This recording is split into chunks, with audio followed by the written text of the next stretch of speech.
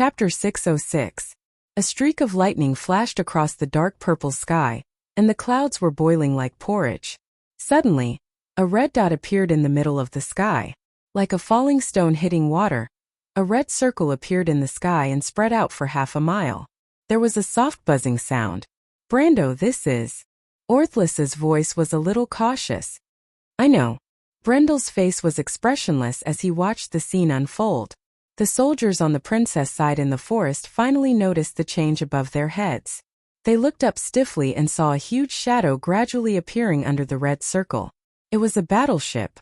The 4 decks of cannons and the towering stern of the battleship gradually turned from a shadow to reality. Beside it, 3 smaller red circles spread out one by one, and then 3 small frigates appeared one by one in the storm. Then 12 red dots flashed in the sky. Knight in golden red robes holding flame-shaped swords formed a circle around the fleet. "It's the Holy Cathedral of Fire." The fleet of the Holy Cathedral of Fire. The sudden appearance of an unfamiliar army finally affected the entire battlefield. Even Adega could not help but raise his huge head to look at the uninvited guests who had suddenly appeared in midair. Then the soldiers of the Northern Coalition Army also put down their weapons and looked up. More red dots flashed in the storm, like red butterflies dancing. Every time the red light flashed, a fully armored knight riding on a silver Pegasus was left behind. After that, an even wider red dot spread across several miles of the sky. After the red light, a vast number of soldier monks appeared in the sky. Each soldier monk had a pair of flaming wings on their back, as if they were golden angels. The battlefield was silent for a moment. The goddess of golden flame at the bow of the ship, 13 sails, 4 decks, 110 cannons. Brando looked at the scene in front of him and could not help but shake his head gently. The Ash-class battleship, the Perrin. The Knights of the Holy Cathedral. The Holy Cathedral of Fire's armed forces, the Scepter of Fire. The 13 green sails spread out into a pile of green clouds in the storm. The giant ship in the sky was slowly turning, and the goddess at the bow of the ship was shining in the storm. It was the goddess of golden flame at the bow of the ship. The 4 battleships turned one by one and aimed at the storm elemental Adega with one side of the ship. Adega had been sleeping for nearly 1,000 years, and it had never seen such a thing before. But it was at this moment that it keenly felt a great danger looming over it. Cruz's orders came in the wind. "Wizards in position. Open the cannons." The next moment, the 4 warships shook violently, and one side of their hull suddenly shot out a fierce flame. Ah! Before anyone could react, Adega the Rager let out a blood-curdling scream that shook the heavens and earth. A bright explosion of fireworks suddenly in the night sky. Cruz's people poured all their firepower on the huge monster. Although the more advanced magic power and disintegration crystals of this era had not yet been developed, and the power of the old-fashioned magic cannons designed by the Hazel people was far from enough to pose a real threat to the storm elemental, the severe pain still made Adega of the Rager subconsciously raise its head. It was at that moment 11 Knight of the Holy Cathedral raised their swords at the same time and stabbed at Adega's throat. 11 golden rays of light extended from the flame-shaped long swords in their hands, completely penetrating Adega in an instant, and locking the monster to the ground like 11 golden threads. Compared to the overwhelming firepower of the 4 battleships before, this was a fatal blow to Adega. 11 masters with elemental activation. Even under normal circumstances, it would not dare to take the attack head-on, let alone hit its vitals. Adega suddenly let out a mournful howl. Lightning flashed in his body and he became shockingly bright, as if he was going to collapse at any time. However, this monster was indeed one of the top bosses in the early versions of the Amber Sword. Even though he was severely injured, he didn't die immediately. Instead, his ferocious nature was aroused. He struck back, waving his huge palm in the air. The storm elemental was huge, and this palm almost covered half of the battlefield. The 11 Knight of the Holy Cathedral did not dare to take it head-on and hurriedly scattered. The 3 frigates behind them were in trouble. One of the ships was directly hit by Adega. Just as the Siam protective shield lit up, it instantly emitted a blazing white light. Then with a loud bang it was smashed into pieces by Adega's slap. It was swept into the distant hills from mid-air. About a few seconds later, a bright fireball rose in that direction. But it was at this time. The thick clouds in the sky suddenly moved slightly. The clouds seemed to gather in a vortex in one direction, and in the center of the vortex, a golden red light flashed. Boom! A fiery red beam of light fell from the sky with a loud bang.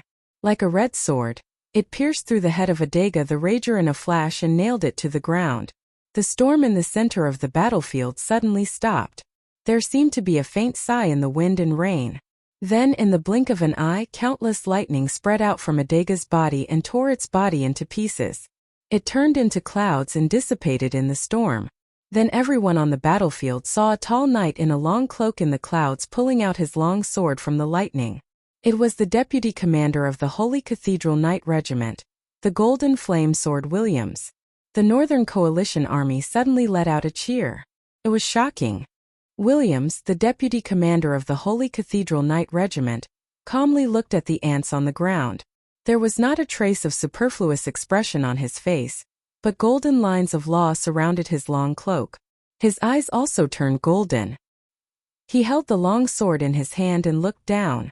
The rain in the sky turned into white smoke before it could get close to his body, and then merged into the surrounding rain. He did not speak. The ground quickly quieted down. After Adega the storm elemental dissipated, there was only a piece of embers left after the explosion. Those small wind elementals also scattered and fled. No one would think of holding them back. Williams soon saw the little girl in silver in the forest. At that moment Princess Griffine also saw him. The young girl stood in the rain with her head held high. Her face was pale and her silver eyes reflected a trace of rain. However, there was a light that was even brighter than before, as if there was a ball of raging flames burning within. At that moment Williams had an illusion, as if he saw the pair of incomparably bright eyes. But he shook his head and laughed self-deprecatingly. "Little princess, I'll give you a chance. If you bring your men out and surrender, I can spare your lives," Williams said softly, but his voice seemed to spread throughout the battlefield so that every soldier present could hear it clearly. "How can you do this?" Princess Griffine clenched her fists tightly and gritted her teeth. "You made an oath before the sacred covenant. What did that oath say? You said that you would treat every country under the Holy Cathedral fairly, but today I only see the Holy Cathedral of Fire belonging to Cruz. If one day the Holy Cathedral of Fire betrays everyone, aren't you afraid of being betrayed by everyone?" Brando saw that her hands were trembling slightly. Williams did not speak, and did not even bother to find an excuse. He replied faintly, "Is this your answer, Princess Griffine? Unfortunately, no matter what you say, you can't change the fact that you must belong to the losing side today. Because this is the will of the Holy Cathedral." Princess Griffine suddenly froze as if struck by lightning, her silver eyes full of grief and indignation. Williams glanced at her and shook his head disdainfully. "Princess Griffine, either surrender. Otherwise, I'll let them die with you. You only have half a minute to think about it." Her voice shook the mountains and fields. Greysword Saint Mephistopheles carried his long sword and suddenly stopped. He looked up and saw a golden red door suddenly open not far in front of him. An old man in a bishop's robe stepped out of it. Then 9 more light doors opened beside him, and 9 knights of the Holy Cathedral came out of them one by one. A circle of people surrounded him directly. Mephistopheles was a little amused. "I just killed a bishop, and here comes another one." The high-ranking priests of the Holy Cathedral of Fire are more numerous than dogs. This obvious sarcasm did not annoy Wood. Instead, the old man smiled slightly. "You don't have to show off your glorious deeds of killing Moros to me. But you are hurrying so slowly. Aren't you afraid that the little guy will be killed by Williams?" Mephistopheles glanced at him angrily. "If I say that I am worried, will you make way?" "Sorry, that won't happen." "Then that's it." The two suddenly stopped, looked at each other, and then smiled at the same time. "When we were in Cruz, thank you for letting me live, but I am not what I used to be." "It is not impossible to kill you, Wood," the Ash Sword Saint suddenly said. "So, you are really going to do it?" Wood asked. "Not to that extent. You have your dreams to realize and I have my homeland to recover. As long as you don't stand in front of me, I won't do anything to you. What's more, you know this. Otherwise, why would you bring so many people to kill me?" Mephistopheles glanced at the knight of the holy cathedral and said as if he did not care. Besides, it is a bit difficult to deal with you alone. It will be a bit troublesome if there are so many dogs. The knight of the holy cathedral heard this and glared at him, but no one dared to do anything. It was not known whether it was because of the order, or because they were afraid of his strength. So, it is better to stop and look at the scenery. Then you go your way and I go mine. It is not a day or two that you can't catch me. I don't think the holy cathedral will bother you because of this. Mephistopheles sneered. They have already lost one bishop, and they don't want to lose a second one. Wood shook his head and looked in the direction of the sea cliff. In the distance, the sea was surging with dark clouds. In the storm, the waves formed a white line and smashed into countless waves on the reef. Although I don't know what your relationship with him is, it seems that you are really not worried about that little guy. No, I didn't believe it at first, but now that you are here, I believe it. Mephistopheles shook his head and replied with a smile. I am here, and his purpose has been achieved. Do you understand? Oh, Wood was slightly startled. He already knew that I was behind this? Could it be that Tumen is also an Ampere seal, and he told him? No, the Ash Sword Saint laughed happily. He just guessed from the beginning that the Holy Cathedral of Fire was involved in this. It was not because of you, but because of Moros. Wood frowned and looked at this guy suspiciously. Due to some special reasons, he had once let the other party off in curlets, but he also understood that the other party would never appreciate it. The other party was smiling so happily. It must be because the Holy Cathedral of Fire had suffered a loss somewhere. Moros killed Princess Magadol. He thought that he could hide it from everyone, but there is always a mistake. He must have never dreamed that his identity would be guessed. Mephistopheles smiled and said word by word.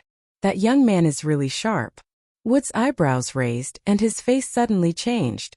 Time's up, Your Highness, what is your answer? There was silence on the battlefield, as if after the sound of fighting had receded, only the sound of the rain was left. But after a moment, William's voice sounded again. Arrogant and contemptuous. Brando saw Princess Graphine standing in the rain in a daze. He was about to walk over, but he did not expect the princess to turn around first.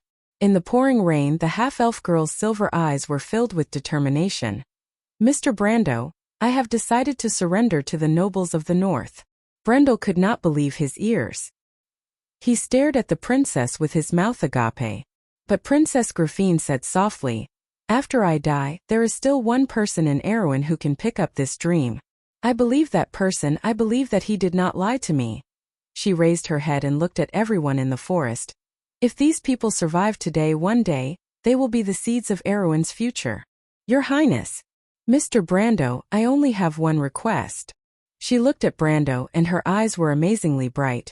Please save my brother, because even if he can't be king one day, I at least hope that he can live well. This is my only wish, Mr. Brando. She took out a crystal and put it in Brando's hand. This is the anchor key. Only it can provide an anchor point for the royal fleet. Father built this fleet with his own hands, and he gave it to me personally. Now I entrust it to you. Princess Graphine suddenly smiled, and tears slid down her cheeks. Mr. Brando, I hope you remember that there was once a princess of Erewhon who fought side by side with you. I hope the kingdom will last forever. I hope that one day our dream can really be realized. I really hope that your sword will always shine, Erewhon. Brando stared blankly at the princess who was crying in front of him. This was the second time he had seen her cry. She was no longer the strong image in history, but she was the real princess of Erewhon. He covered her mouth with his hand. There was no need to say anything. At that moment, time seemed to freeze.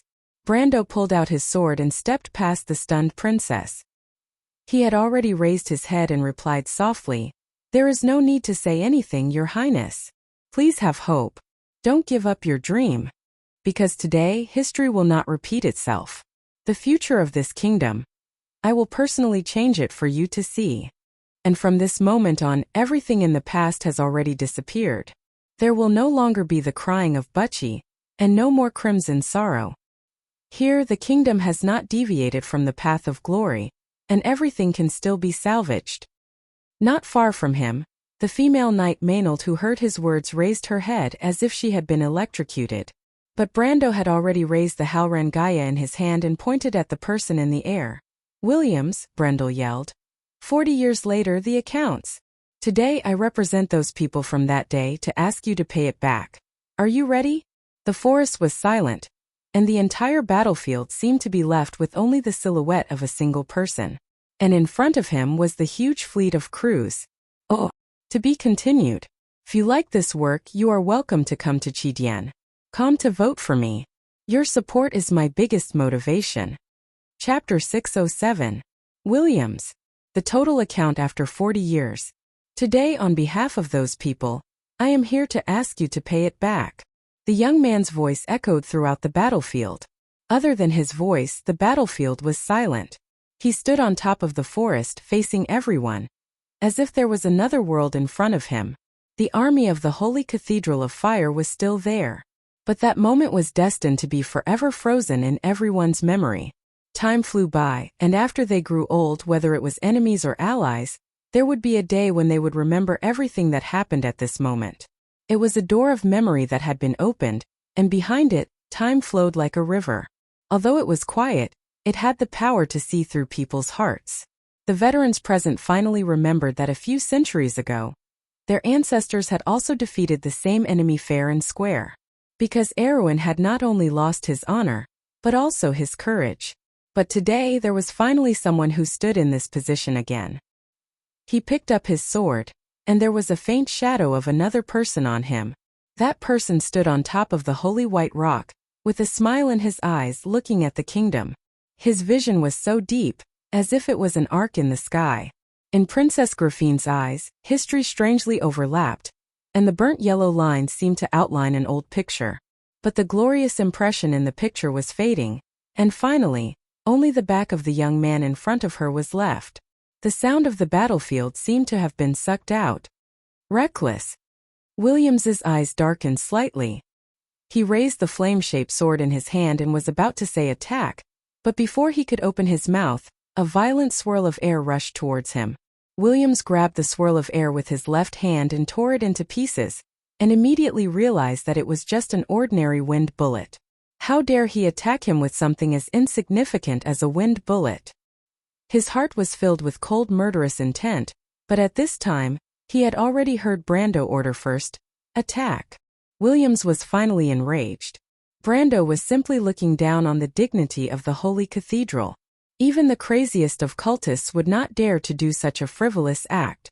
The authority of the Holy Cathedral was maintained by its majesty above the mortal world.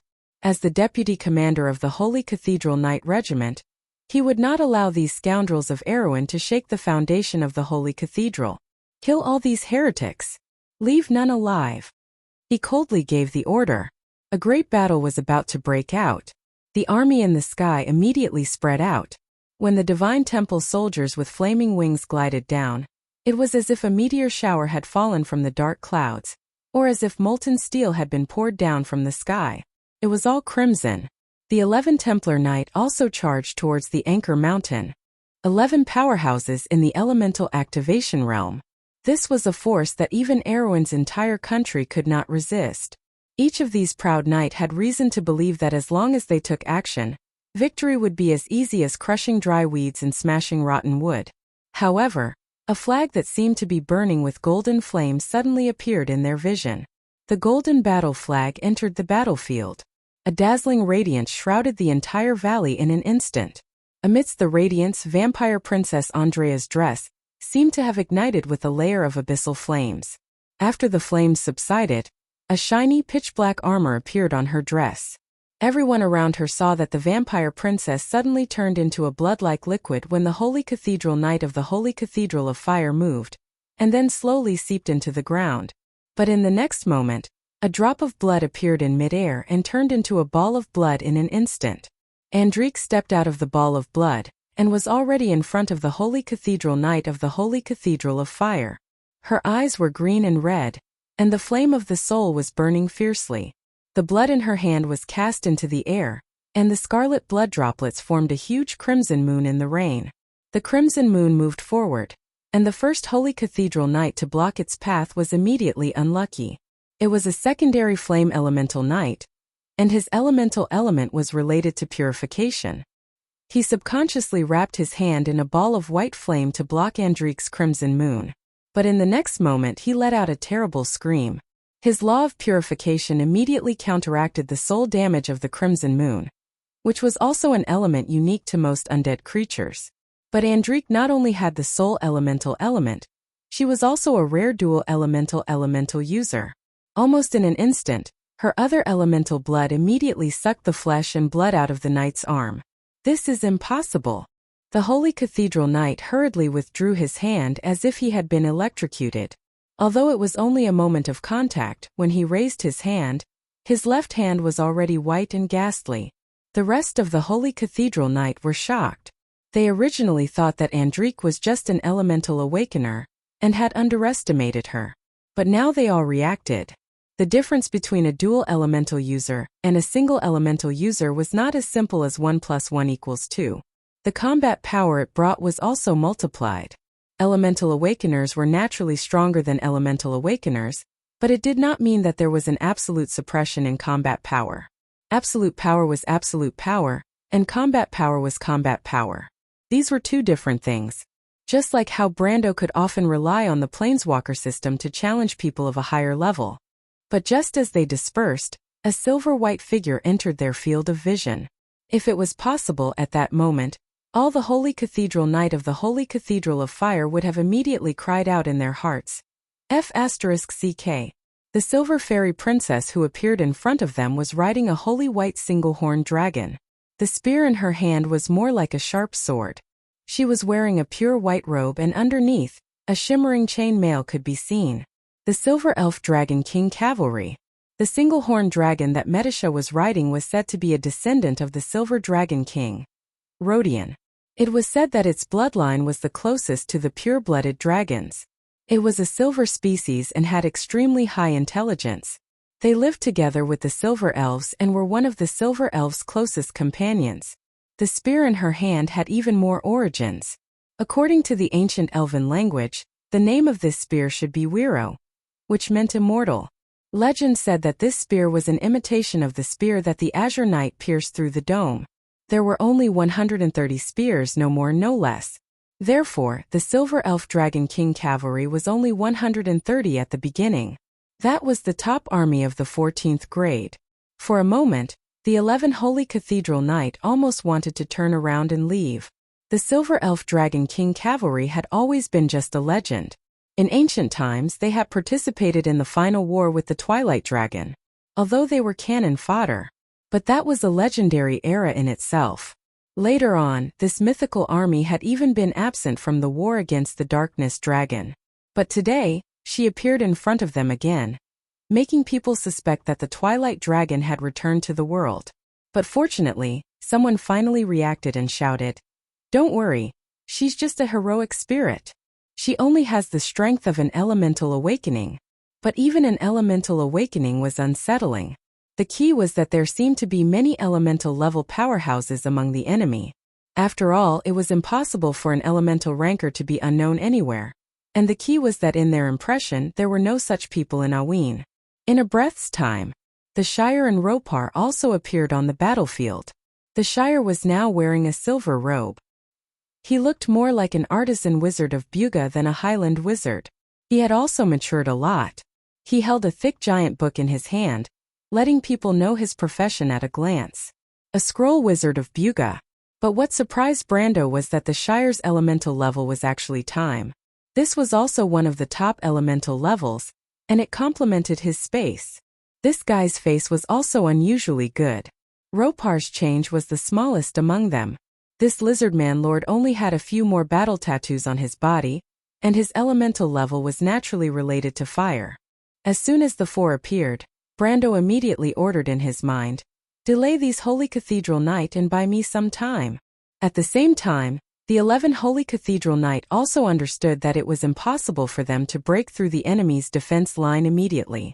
Although Andrique, Metisha, the Shire, and the Fireclaw Lizardman Lord Ropar were only elemental awakening, the difference between elemental awakening and elemental activation was less than 1 level, and the key was that the abilities these guys had mastered were frighteningly strange. Needless to say, there was a dual elemental level, and a Silver Elf Dragon King Knight. The Silver Elves were originally a fighting race, and the Dragon King Knight was a troop class that only existed in legends. Although it seemed that their strength had been greatly reduced after becoming heroic spirits, as long as their combat skills were still retained, no one dared to underestimate them. On the other hand, the Scroll Wizards of Buga were also a difficult opponent. These Scroll Wizards were all experienced librarians, but they were not scholars hired by the noble's library.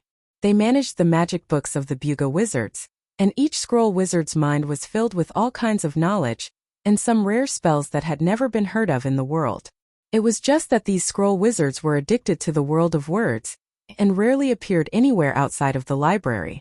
God knows why they were involved in this war. The last remaining Lord of the Fireclaw Lizardman seemed to be the easiest to deal with, but it was also recognized that no elemental creatures or semi-elemental creatures in the elemental realm were easy to deal with. Seeing these people, not only the Holy Cathedral Knight below, but even Williams, who was watching the battle from the top, frowned for a moment. The Shire's appearance made him feel a little uneasy. If the Silver Folk also intervened in this war, it was likely to drag the Holy Cathedral into a protracted diplomatic dispute. But the Buga Wizard should not be so reckless. He could only hope that the Shire's appearance was just a personal act. Williams pressed the hilt of his sword and calmed down again.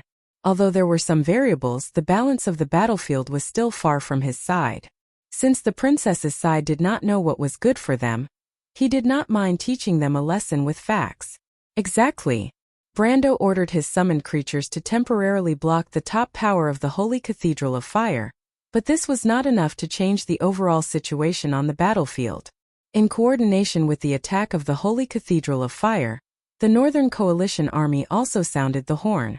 After overcoming various difficulties, the black mass of the army began to regroup and advance again. It was just that the soldiers were not so enthusiastic. Erwin's people finally understood that they were not willing to fight side by side with the Crew's people and kill their own people. The nobles had to curse and drive their soldiers forward, so there was a spectacle on the battlefield. The noble lords and the knight beside them had to form rows of supervisors to monitor their army's advance. It was just like the scene of the Crew's people driving their slave army. But even so, the pressure of the army was still suffocating. The nobles' private soldiers under Audine did not know what was going on.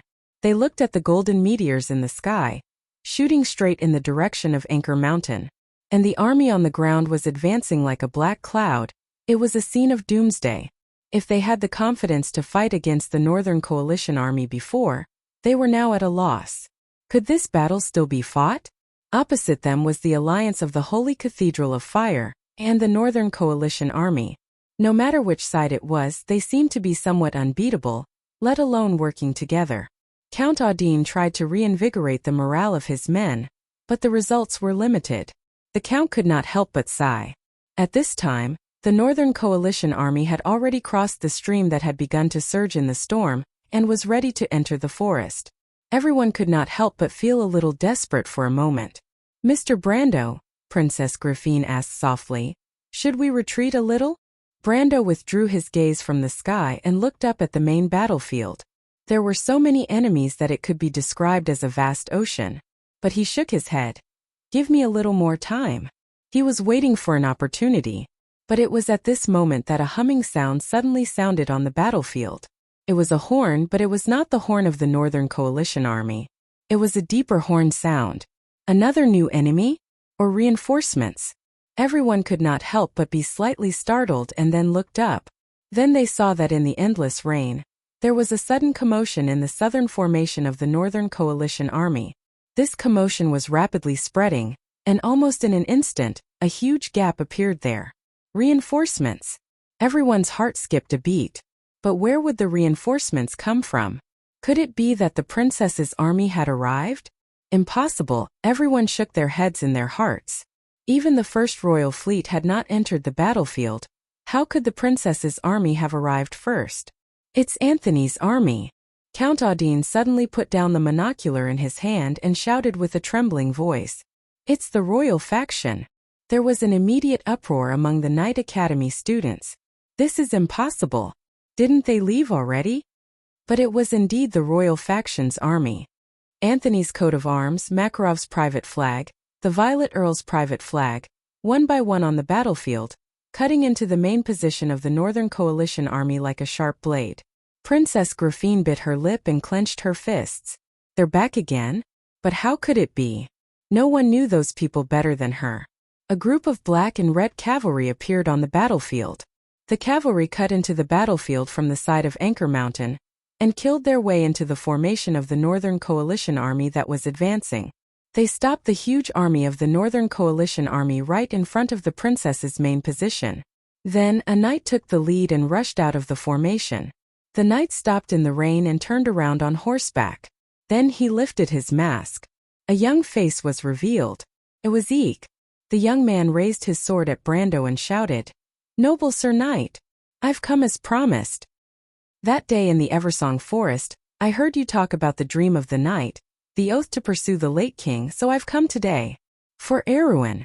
His voice resounded throughout the battlefield. Brando did not expect Eek to appear at this time and in this situation. He could not help but smile in his heart. He could totally imagine what Eek had done.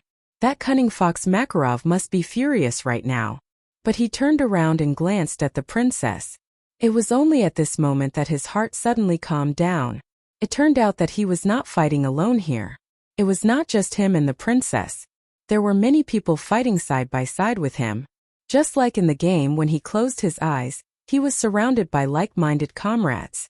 But this time they were more capable of controlling their own destiny. So what was there to be dissatisfied about?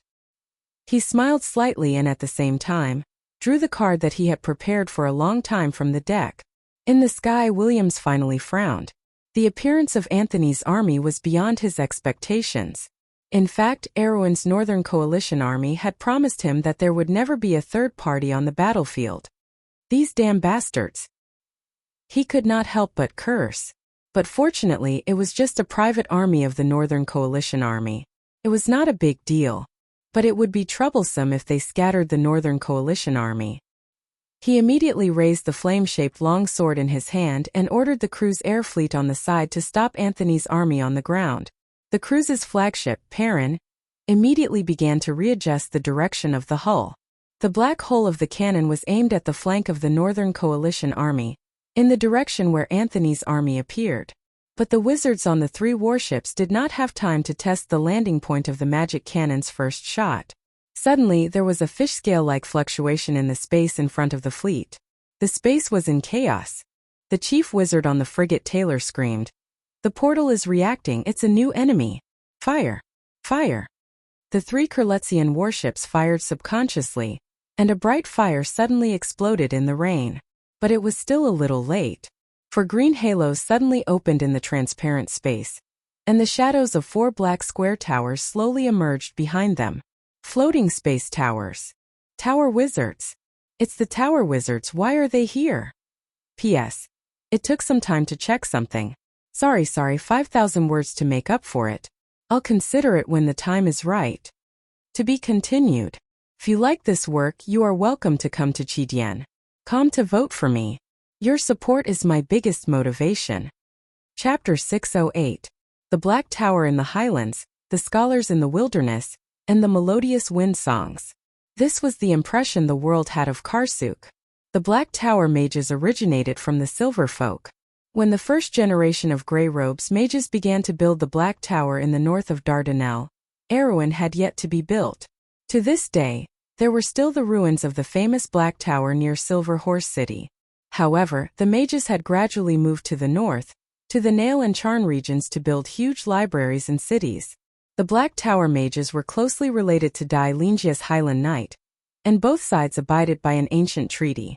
The text was written in a document made of black goat skin, and it was still kept in the Great Library of Charn. When William saw the appearance of these disruptors, his face was gloomy. He raised his head and saw that there were several gold-ranked grey-robed mages at the top of each of the 4 square towers. For the mages of these towers, the black towers that they had painstakingly built were complete magic circles. On their respective towers, their spells could be enhanced to the maximum extent. They were not inferior to elemental masters. Tower mages, how dare you violate the Toftaka Pact? However, the Grey Wizard did not care about him at all. The moment the Black Tower appeared, the sound of magic chanting could be heard in the heavy rain. Lord of Calamity of the Azure, please grant me the authority of the elements. Deep Ice Spear. A slanted white light circle appeared on top of each of the 4 towers. The runes and spells on it rotated and converged at one point, then shot out a blue translucent light belt towards the Holy Cathedral of Fire's fleet. The 3 floating battleships of the Holy Cathedral of Fire immediately sounded like a shrill alarm, and the commanders screamed. The Perrin and Taylor immediately began to maneuver and evade against common sense. The magic core of the floating magic ship let out a sizzling sound, and the outer shell burst out with blue electric arcs one after another. Williams clenched his teeth and swung his sword in that direction. The golden red sword light was like a flaming whip in the night sky, lashing out at least 1,000 feet away. But it was actually an irregular derivative line of the law. The hot golden line that was moving forward in a zigzag line instantly cut off 3 of the blue light ribbons, and the remaining one still brushed past the bottom keel of the Taylor frigate. With a crisp crash, the mithril frigate was immediately covered in a layer of solid ice that was as thick as an arm. Rainwater flowed down the solid ice and instantly froze into long icicles. The huge weight caused the USS Taylor to sink slightly. Williams disappeared from the sky and appeared in front of the 4 square towers in the next instant. This was not teleportation. Instead, his movements were too fast for the naked eye to catch. Wizards of the Tower, you better give me an explanation.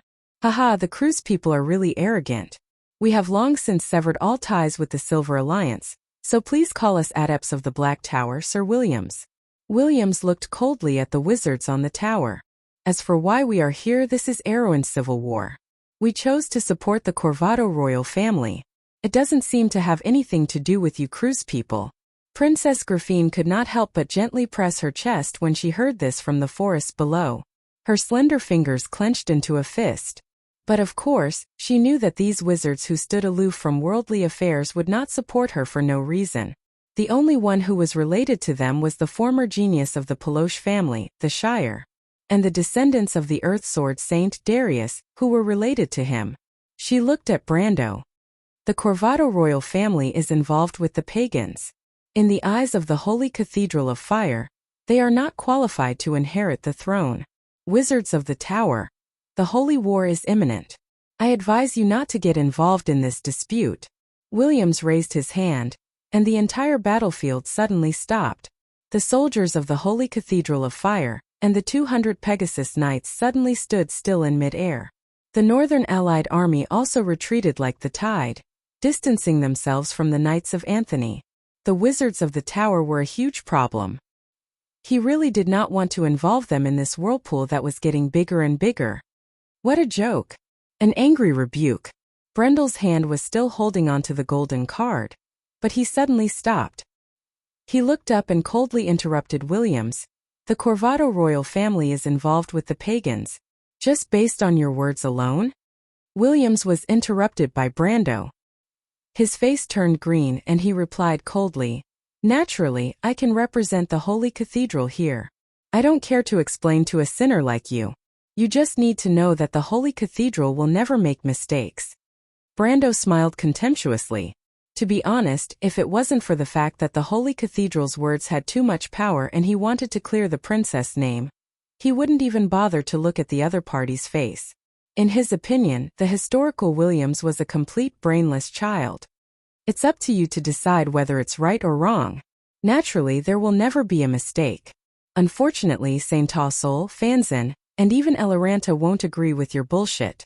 The Holy Cathedral will never make a mistake? Is the history of the Bishop of Russ's region bribing all for one during the year of separation a myth? What Bishop of Russ's region? William's expression changed slightly, and his hand was pressed on the hilt of his sword. The Bishop of Russ's region, Hanfuck, was close to the people, and was once a strong candidate for the central priest. Later, he disappeared inexplicably. The Holy Cathedral announced that he died of illness. It's ridiculous that a priest can die of illness. Could it be that dispelling illness is a divine spell that you worked hard to develop after the year of separation? Why do I remember that it was a spell that existed as early as the year of the saints? William's face showed signs of turning from green to black, But Brando did not intend to let him go. To be honest, the Holy Cathedral of Fire was a huge organization, and there were countless regional archbishops. Border areas like Erewhon had long been infiltrated like a sieve. Amon, whom he met in the loop of trade winds, was not the first all-for-one spy, and would not be the last. The funny thing is that the dignified Holy Cathedral of Fire is so stifled even when it comes to finding an excuse. Perhaps the organization is too rigid and bureaucratic, but fortunately, your authority is indeed deeply rooted in the people's hearts, and no one will pursue such a bizarre reason. But you don't really think that all the countries on the continent except for Cruz are fools, do you? Brando's words seemed to have frozen the battlefield. His words were definitely treacherous in the past, and for thousands of years, the civilians under the rule of the four holy cathedrals had never thought of questioning the authority of the Supreme. But this was like a piece of window paper. As long as it was poked through, it was enough to raise doubts in the hearts of most people. Besides, it was not that the nobles did not suspect that there was something fishy behind this, but they were well aware of it. Brando continued. Besides, do you really think that no one knows all the secrets here? Don't forget that there are too many pairs of eyes in this world.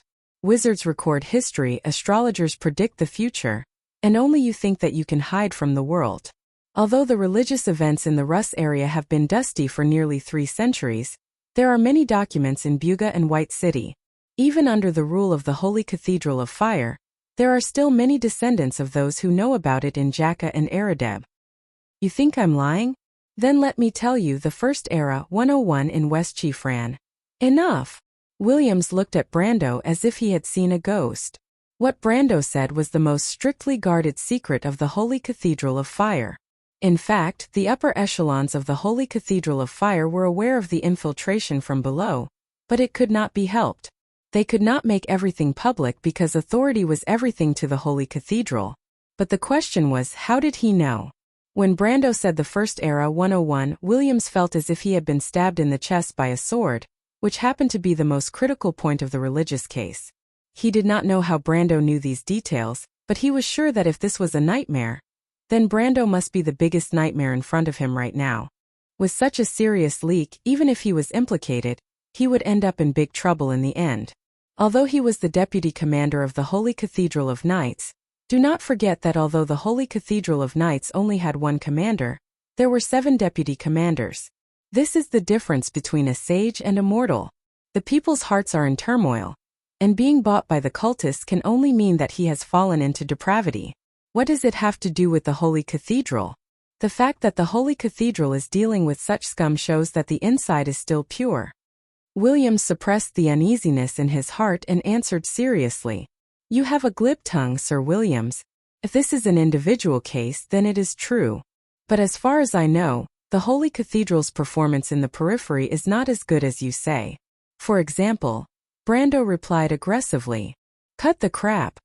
Williams did not dare to let him speak again. If he continued, he, as the deputy commander, would really be taken to court. It's the same for you, descendant of the Cataloso family.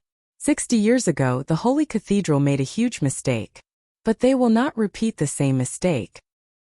He turned his head and looked coldly at the Black Tower wizards in the sky. You should all remember what happened in the Valley of Fefapi. If you do not want to be involved in this huge trouble, immediately turn around and leave. I can pretend that you were never here today. Valley of Fefapi? Brando was slightly stunned. He seemed to have heard of this name before. He immediately memorized the name in his heart and prepared to look it up in Charn's library when he had time. Or it would be best to go to Buga's Silver Wall to look up the history on the wall. However, it seemed that the Holy Cathedral of Fire was indeed very afraid of the Black Tower wizards. It was a pity that the royal family of Covardo did not catch them back then. Now it seemed that the Highland wizards did not have any ill feelings towards Princess Griffine. Why did they later become so disloyal? Williams thought that he could scare off these troublemakers who suddenly appeared. But he did not expect a group of people to walk out from behind the grey-robed wizard. When he saw these knights in sky-blue armor, he knew that things were not good. He saw that the leader of the knights was Bun-Eyed, the commander of the Highland Knights. This handsome middle-aged man smiled and replied, Williams, it seems that your memory is deteriorating very quickly. There are signs of prematurely aging. How did I answer you last time? The decision of the Highland Knights half a century ago is our decision now. When have the Highland Knights ever broken their oath? If you want to fight, I will accompany you. The Holy Cathedral of Fire is powerful, but the blood of the Daniless has not run dry. Bunai pulled out his long sword and winked at Brando, who was in the forest below. Descendant of Darius, I heard that you are resourceful. I believe that you will not fight a decisive battle with these northern barbarians here if you do not have full confidence. So, I will help you block these broken ships of the Holy Cathedral of Fire. I hope you can teach these arrogant cruise people a lesson. Brando raised his head and smiled in his heart. The sudden appearance of Eco and the Highland Knight warmed his heart. The Erewhon people were not completely dead.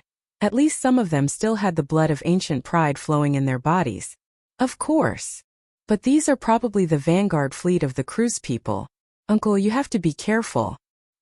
He replied. Uncle? Bunai laughed out loud. Thank you for your concern. These two people acted as if there was no one else around. The anger in William's heart could simply destroy the Erewhon people. Since you don't appreciate my good intentions and are determined to walk this path to the end, then there is no need for us to talk anymore. He knew that if he did not kill Brando today based on his previous words, he would probably be sent to the Inquisition tomorrow. He took one last look at the Danil Highland Knight and did not say another word. The negotiations broke down and the attack continued. The Northern Coalition army was regrouping. In fact, Anthony's army also needed time to adjust.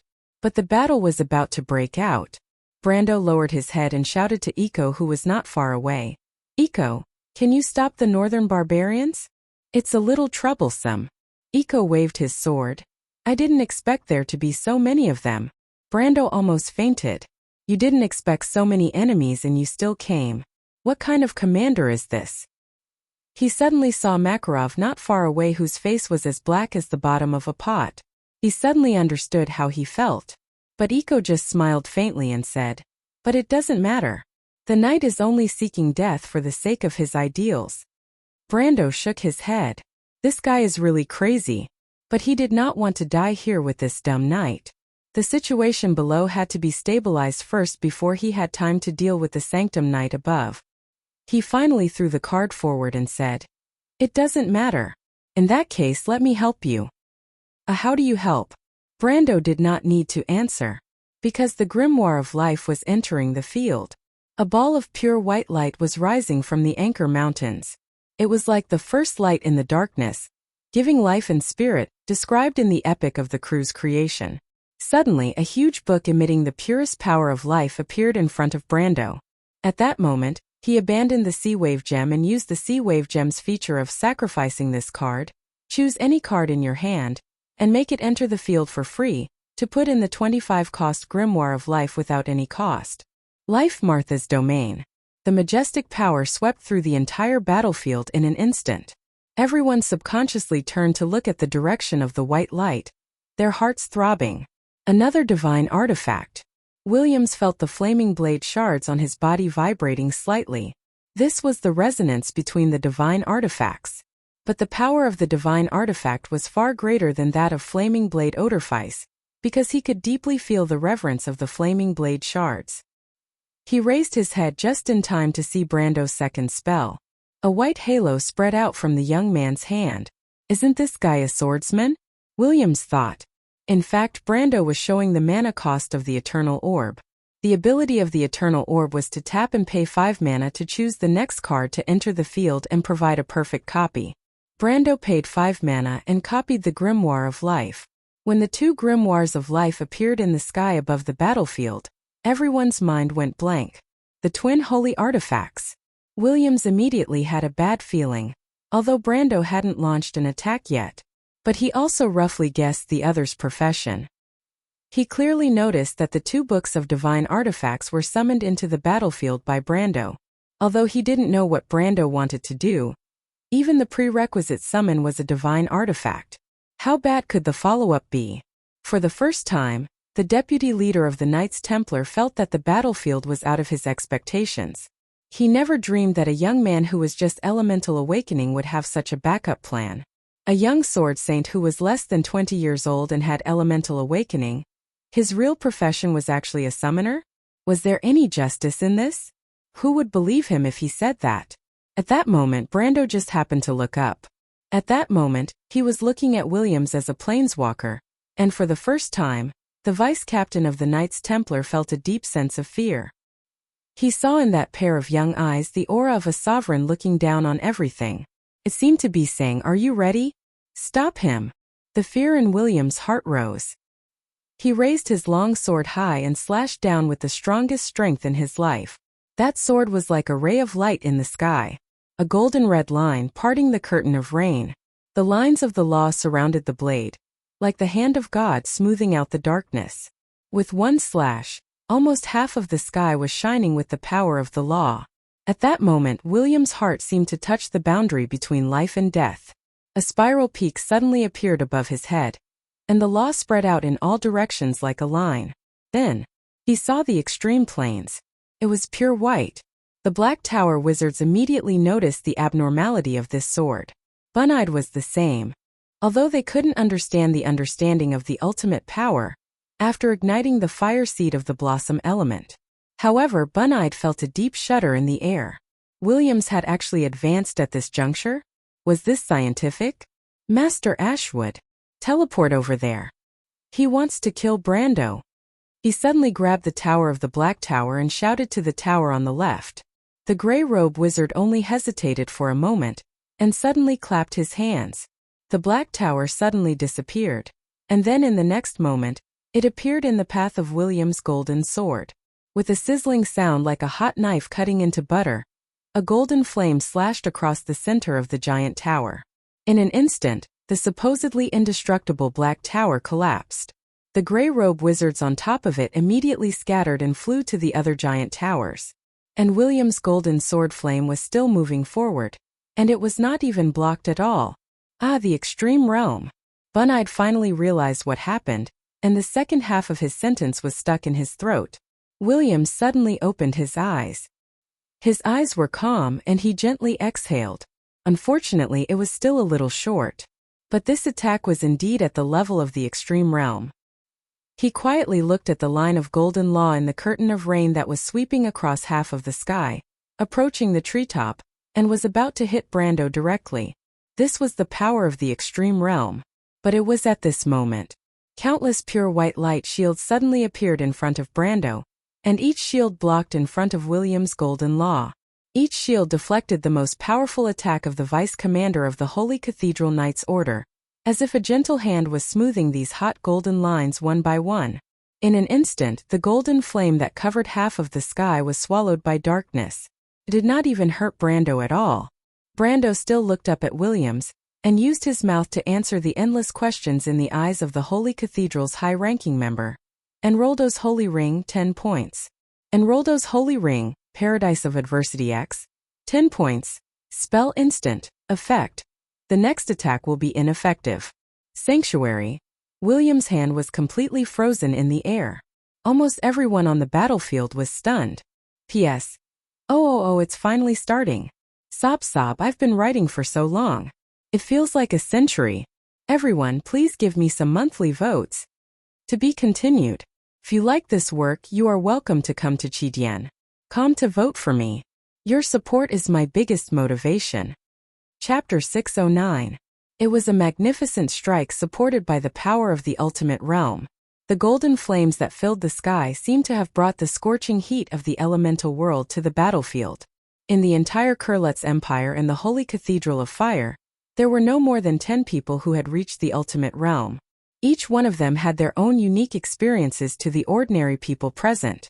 Just like the Earth Sword St. Darius back in the day, no one dared to say that they could withstand his strike. Even the cross-hand Buga of today did not have the confidence to do so. But such a strike was like a stone sinking into the sea in front of Brando. Countless golden lines of law that cut through the curtain of rain collided with the pure white curtain of light that appeared. Because it was too fast for the human eye to react, the crowd could only see the flames rolling back like fireworks, like a big golden Persian chrysanthemum blooming in the torrential rain. Then the flames disappeared without a trace. The lines of law that represented the sublimation of flames were reversed. This could only mean one thing in the world of Wound. It meant that the authority of the law was too low and was rejected by a higher priority. But that was the law of the ultimate realm of the fire element. Could it be the power of existence? While everyone was stunned, only Brando understood that among all the rules that he had seen, the world of Wond, where the planeswalkers formed their own system, seemed to have the highest priority. The description on the card of fate was that no matter how bizarre it was, the world of Wond would immediately agree. The description on Enrolda's holy ring said that the first attack was ineffective, so no matter how powerful the next attack was, even if it could destroy the world, as long as Brando showed this card, he would be fine. This was the strongest shield. Even he himself was amazed by such a rule, let alone others. But Brendel did not stop. He took advantage of the moment when Williams was distracted by the battle. He took the opportunity to place the 4 Nightmare Forges on the battlefield.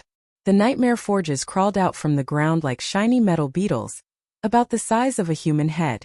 These creatures were only silver, level 35, after the evolution of the golden battle flag, and did not attract much attention at first, but their ability to complete self-replication by devouring light elements. White light constantly flew out from Brando's hand and merged into the Nightmare Forges inside the ugly Nightmare Forges. Soon, the number of Nightmare Forges on the battlefield increased to 32. Brando's elemental pool now had 78 Fire Elemental, 51 Wind Elemental, 55 Earth Elemental, 48 Water Elemental, 50 Light Elemental, and 60 Dark Elemental. Among them, the growth of the Fire Elemental was far ahead due to Erwin being a descendant of the Flame King, while the growth of the Dark Elemental was rapid due to the influence of the Dark Dragon's legacy. The growth of the Light Elemental was also influenced by the talent of the Chosen One after Martha's blessing, so its growth was only second to the Dark Elemental and Fire Elemental. He had been cautious in using his Planeswalker abilities in the previous battle, and only used 40 Earth Elemental and 1 Wind Elemental to summon and maintain the Holy Sword and Wind Spirit Spiders. Summoning the Grimoire of Life also required him to abandon the Ocean Wave Gem and enter the battlefield for free. The Ocean Wave Gem and Eternal Orb cards were still on the battlefield, which meant that Brando's other elemental pools were still almost full. He placed 4 Nightmare Forges on the battlefield, using a total of 4 Dark Elemental. When the number of Nightmare Forges increased to 32, his Light Elemental pool instantly dropped to 0/50. The next full increase required 32 elemental pools.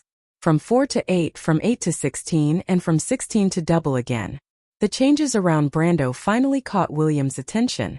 The strange swarm of metal beetles seemed to have expanded in an instant. He had mistaken Brando for a summoner, so he was extremely vigilant against all of Brando's summons. But after a closer inspection, he found that the Nightmare Forges were only upper silver tier existences. He let out a sigh of relief and turned his attention to the 2 huge Grimoires of Life in front of Brando. The 2 Grimoires of Life emitted pure white light as they floated quietly in the air. At first, they seemed to have no effect, but when Brando released 4 Nightmare Forges into the battlefield, the 2 Grimoires of Life suddenly began to flip simultaneously. They flipped 4 pages, and with each flip, a pure energy spread out from the Grimoires and pervaded the entire battlefield. It was a gentle ripple of light. It passed through all the soldiers who were allied with Brando, and the wounds on their bodies immediately healed at a speed visible to the naked eye. When the 8 ripples of light completely covered the entire battlefield, even the soldiers who were missing limbs had regrown their limbs and crawled up from the ground. In midair, the Shire had just used a magic shield to save Medisha from a Templar Knight.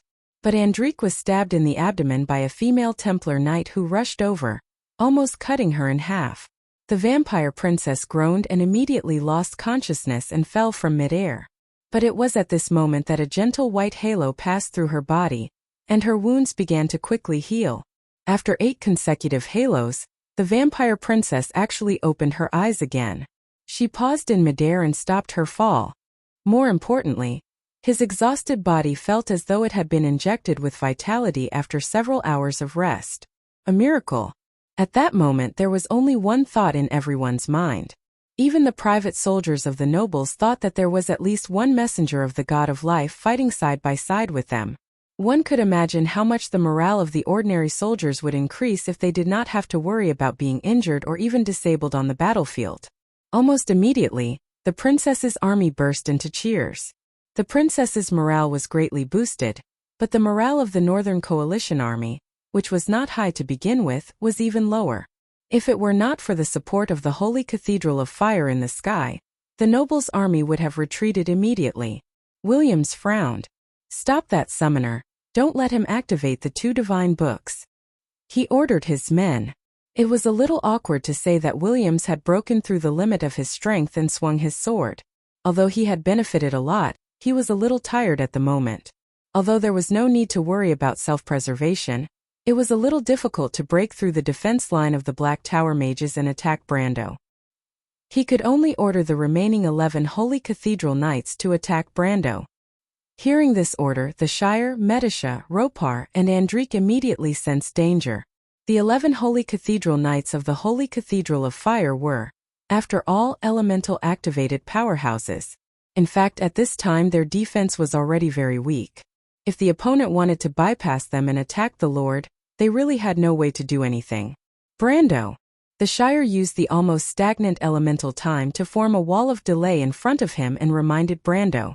"I know," Brando replied. He threw out another card, and a red light flashed in his hand. A flame bloomed from the forest. "Infernal Jinn." Williams looked at the giant monster formed from the flames and suddenly shouted in his heart, "Oh Martha!" Brando summoned the Fire Jinn, but with the bonus of the golden battle flag, it was upgraded to a higher level Infernal Jinn. This thing looked similar to the Fire Jinn, but it was bigger, and under the golden flames, there was a black infernal fire. More importantly, it could also self-destruct. As high-ranking members of the Holy Cathedral of Fire, the Holy Cathedral Knights were naturally not unfamiliar with the fire elemental plane. They were also familiar with the characteristics of some creatures living in that world. Therefore, when this huge flame monster appeared in their sight, everyone's face turned pale. That was a terrorist at the peak of gold. But it was obviously too late to retreat. In fact, at that moment, everyone on the battlefield felt that the sky seemed to darken slightly, but that was just an illusion caused by the pupils contracting to adapt to the strong light. They saw an extremely bright small sun rising slowly from the forest. In comparison, everything seemed to be in a state of darkness. Then, a scorching shock wave swept through the earth, and even the rain in the sky seemed to evaporate in an instant. The 11 Holy Cathedral Knights who were in the battle felt even worse. The 2 people who bore the brunt of the attack were seriously injured. One of them had his breastplate and shoulder armor melted in the high temperature, leaving a burn on his face. The others had no choice but to retreat, and the encirclement that was formed with great difficulty was suddenly announced. But what was even more unbearable for them was that as soon as the infernal Jinn dissipated, 2 more white halos spread out from the grimoire of life. The Shire, Medisha, Ropar, and Andrique on the opposite side disappeared once again. How could they fight this? This time, Brando summoned the Furnace of Adversity.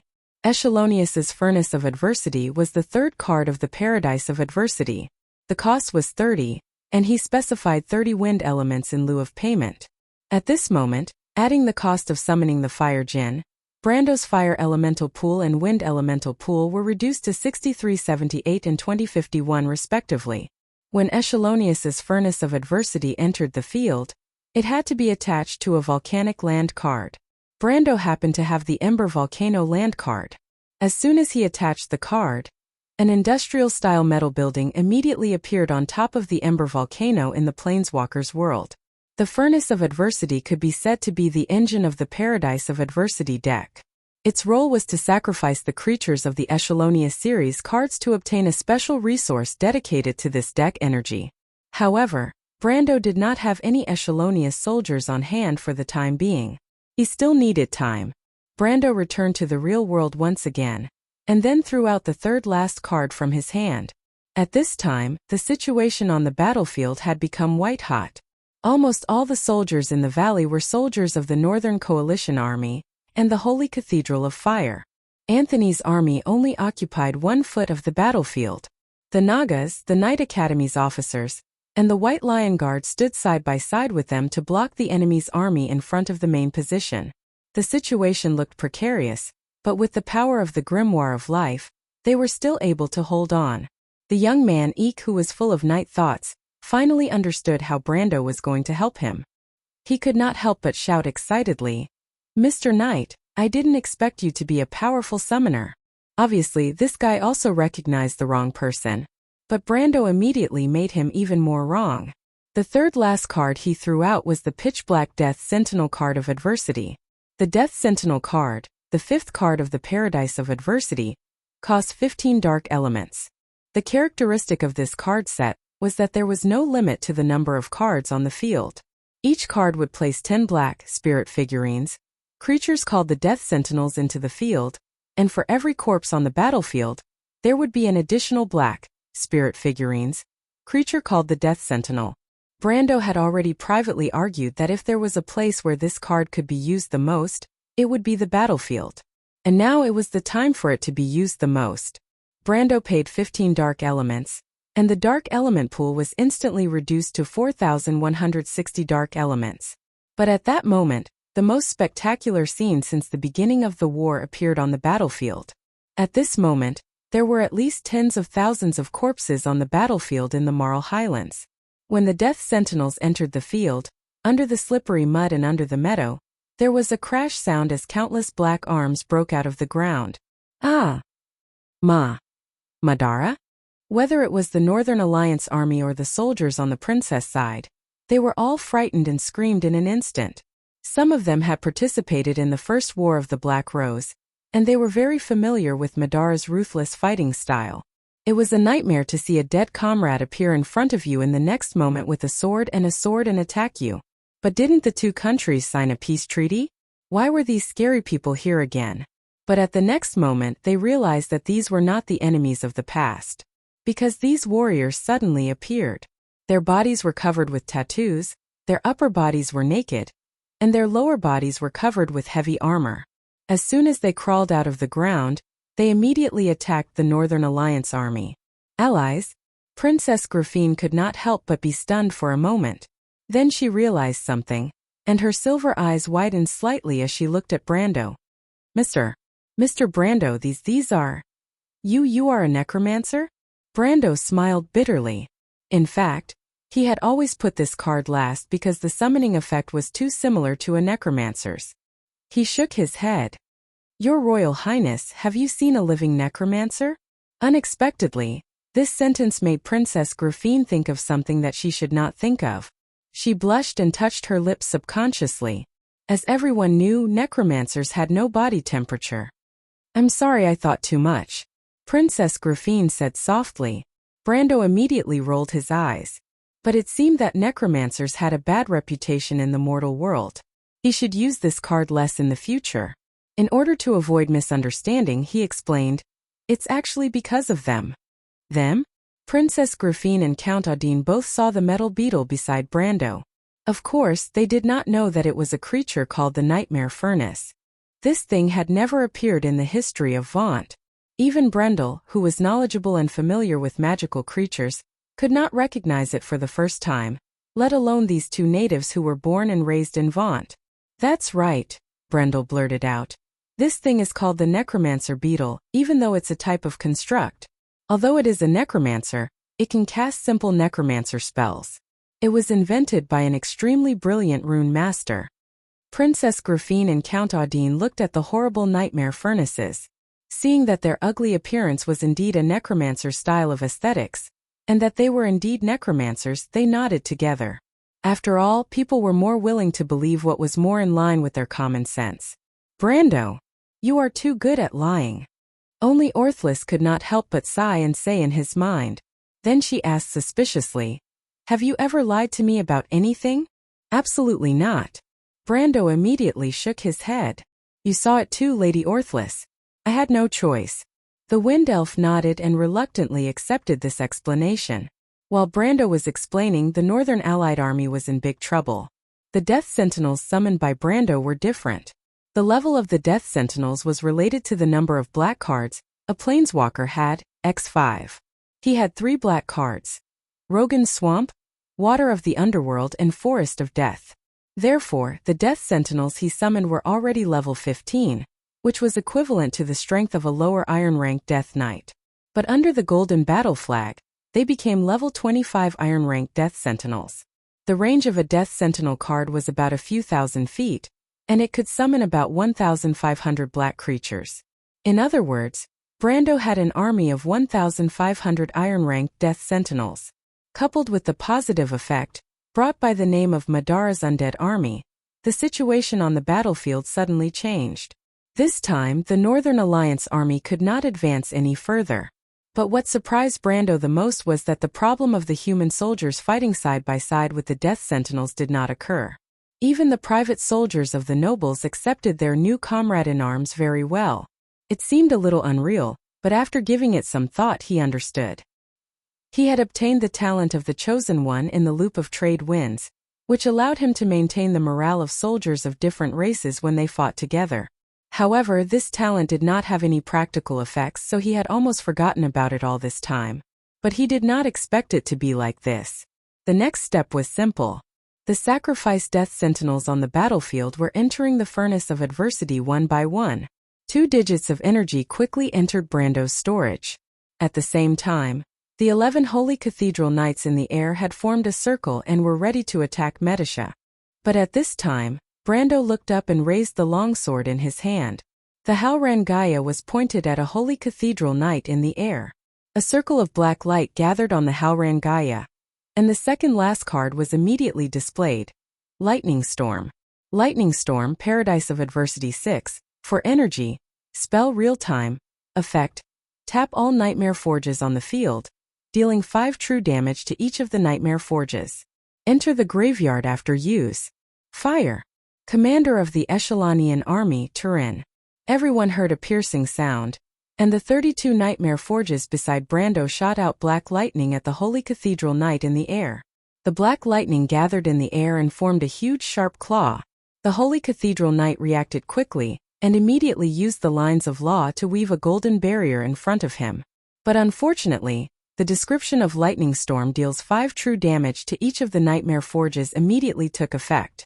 Everyone saw that the black lightning did not seem to have any entanglement with the golden lines in front of the Holy Cathedral Knight, and directly hit his chest. It was as if he did not defend at all. This is impossible. That was the only thought in the Holy Cathedral Knight's mind. But at the same time intense pain tore through his body. He was already heavily injured in the explosion of the Titan spirit, and this 160 true damage was the last straw that broke the camel's back. He was shot down from the air. Raphael! The female Holy Cathedral Knight cried out in alarm. She probably never dreamed that a Holy Cathedral Knight would fall in such a battle. Be careful. Williams was indeed an expert who had recently reached the Supreme Realm. His understanding of the laws was extremely sharp. He immediately identified the mystery hidden in Brando's lightning and warned his subordinates. Don't take that lightning head-on. Be careful to avoid it. But this vice-head of the Temple Knights finally felt the danger. He had witnessed the proliferation of the Nightmare Forges with his own eyes. At first he thought that it was just a small toy in the upper reaches of the Silver Tier. But he didn't expect it to have such a terrifying offensive ability. Ignoring the laws, Williams did not know why Brando had so many strange means of attack, but he did not want to see the next one. White-Winged Knight Regiment. He gritted his teeth and shouted, "Prepare to assemble!" White-Winged Knight Regiment, the 5th level of the Cruz Army. Erwin's White Mane Army's Silver-Winged Knight Regiment was created to imitate these Cruz Knights. But the difference was that the Cruz White-Winged Knight Regiment was a true Pegasus Knight Regiment. And every one of them was at least a gold rank. The ones that appeared on the battlefield today were more than 100 gold rank heavy cavalry. As if responding to the orders of their regiment commander, countless silver wings flashed in the rain. The arrogant Cruz cavalry gathered together and began to assemble. The Cruz cavalry on the battlefield screamed, and the higher-ranked Pegasus Knight Regiment immediately began to leave the regiment. These heavy armored cavalry descended to a lower altitude and began to attack Brando's position. They directly crashed into the defensive line formed by the arrows of the archers, knocking those arrows into pieces. Although the Cruz Empire had countless strong people, but in reality, the ones that truly shined in large-scale battles were the White-Winged Knights Regiment. And today in Wonde, only the 4 great empires had such elite troops. The White-Winged Knight Regiment was fortunate enough to have its name listed as one of the strongest regiments. The knight regiment flying at the front had already raised the spear in his hand. The armor on their Pegasus shone brightly. This was the effect of the Wings of the Wind spell. Their good discipline allowed them to form a straight line as they shot towards Brando. But Brando did not even look at them. The white-winged knight regiment could not help but be slightly startled. Was he scared silly? But how could a summoner with the ability to summon artifacts be scared silly by them? A crimson ponytail suddenly flashed in their vision and explained everything. The red-haired girl's eyes were burning with golden flames. She was unarmed, but she was like a female beast waiting to pounce on the charging knight regiment. She was too fast.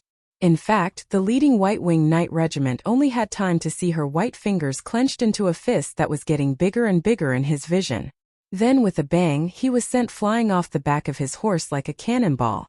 Scarlet turned around in midair and stomped heavily on the back of his Pegasus, sending the beast flying into the forest below. Then she used the momentum to jump up. In front of her was another knight. The unlucky guy had just seen his companion in trouble. He suspected that the other party had bumped into a dragon. He was scared out of his wits and tried to dodge, but the red-haired girl's figure had just formed two shadows in his eyes. The next moment a cold hand had grabbed his neck. Gold Peak. How can she be so fast? He looked at the red-haired girl's eyes that were like golden whirlpools in horror. This was his last thought. Scarlet lifted him up like she was grabbing a chick and threw him out in the air. The knight collided with the third knight. Both of them fell into the valley below like a comet. After killing 3 white-winged knights in a row, Scarlet stopped and landed on the ground. She raised her head and saw that more than 100 white-winged knights had stopped in their tracks in fear of a little girl. They scattered in the air in a panic. The red-haired girl bared her small canine teeth. On her body, the scales on her arms and bare thighs were faintly flashing. She was a descendant of the dragon. A shadow rose in William's heart. At the same time, Brando cast the spell Lightning Storm. He obtained the right to draw 3 cards from his hand from the deck. Accelerated thinking cost 22 light or dark. Whichever player casts the spell, the holder will draw 3 cards from the top of his own deck.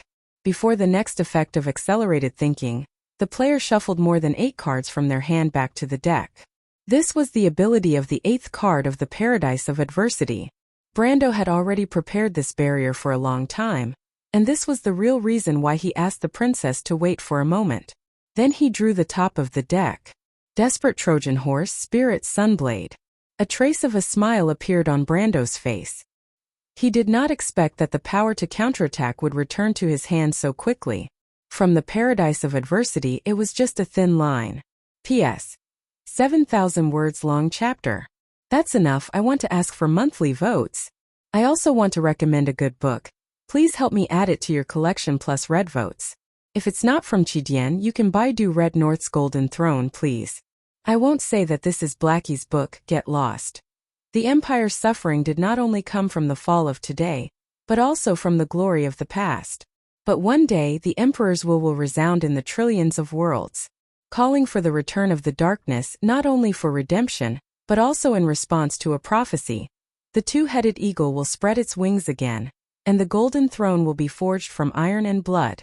The supreme majesty is placed on the ordinary name, and his enemies will tremble in fear, and his legend will be engraved on the epic of the conquerors. Let me tell you a secret. I was the one who helped you write the introduction. If you like this work, you are welcome to come to Chidian. Come to vote for me. Your support is my biggest motivation. Chapter 610. When the Acronians were building their platinum wooden horse, the siege of Liege had reached a critical moment. However, as if at the last moment of redemption, the Acronians finally won the hope of the desperate situation. From adversity to paradise, it was only a thin line. Kelsey Numang's desperate wooden horse, Paradise of Adversity I, 25 dark. Treasure Artifact Wonder, effect. This card must be tapped into the field. Inspect your deck. Search for 4 creature cards from your deck, and remove them from the duel. Then shuffle your deck. Tap, pay 40, 0. There are 40 counters on this card.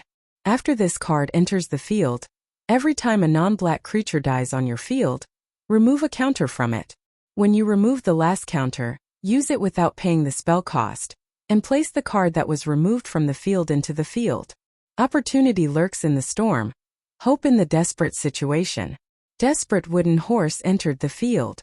A gear ball floated above Brando's head, and his dark elemental pool dropped to 1660. Then the deck opened in front of him layer by layer, and dozens of cards of fate circled around him, but only the creature cards were distributed in bright colors.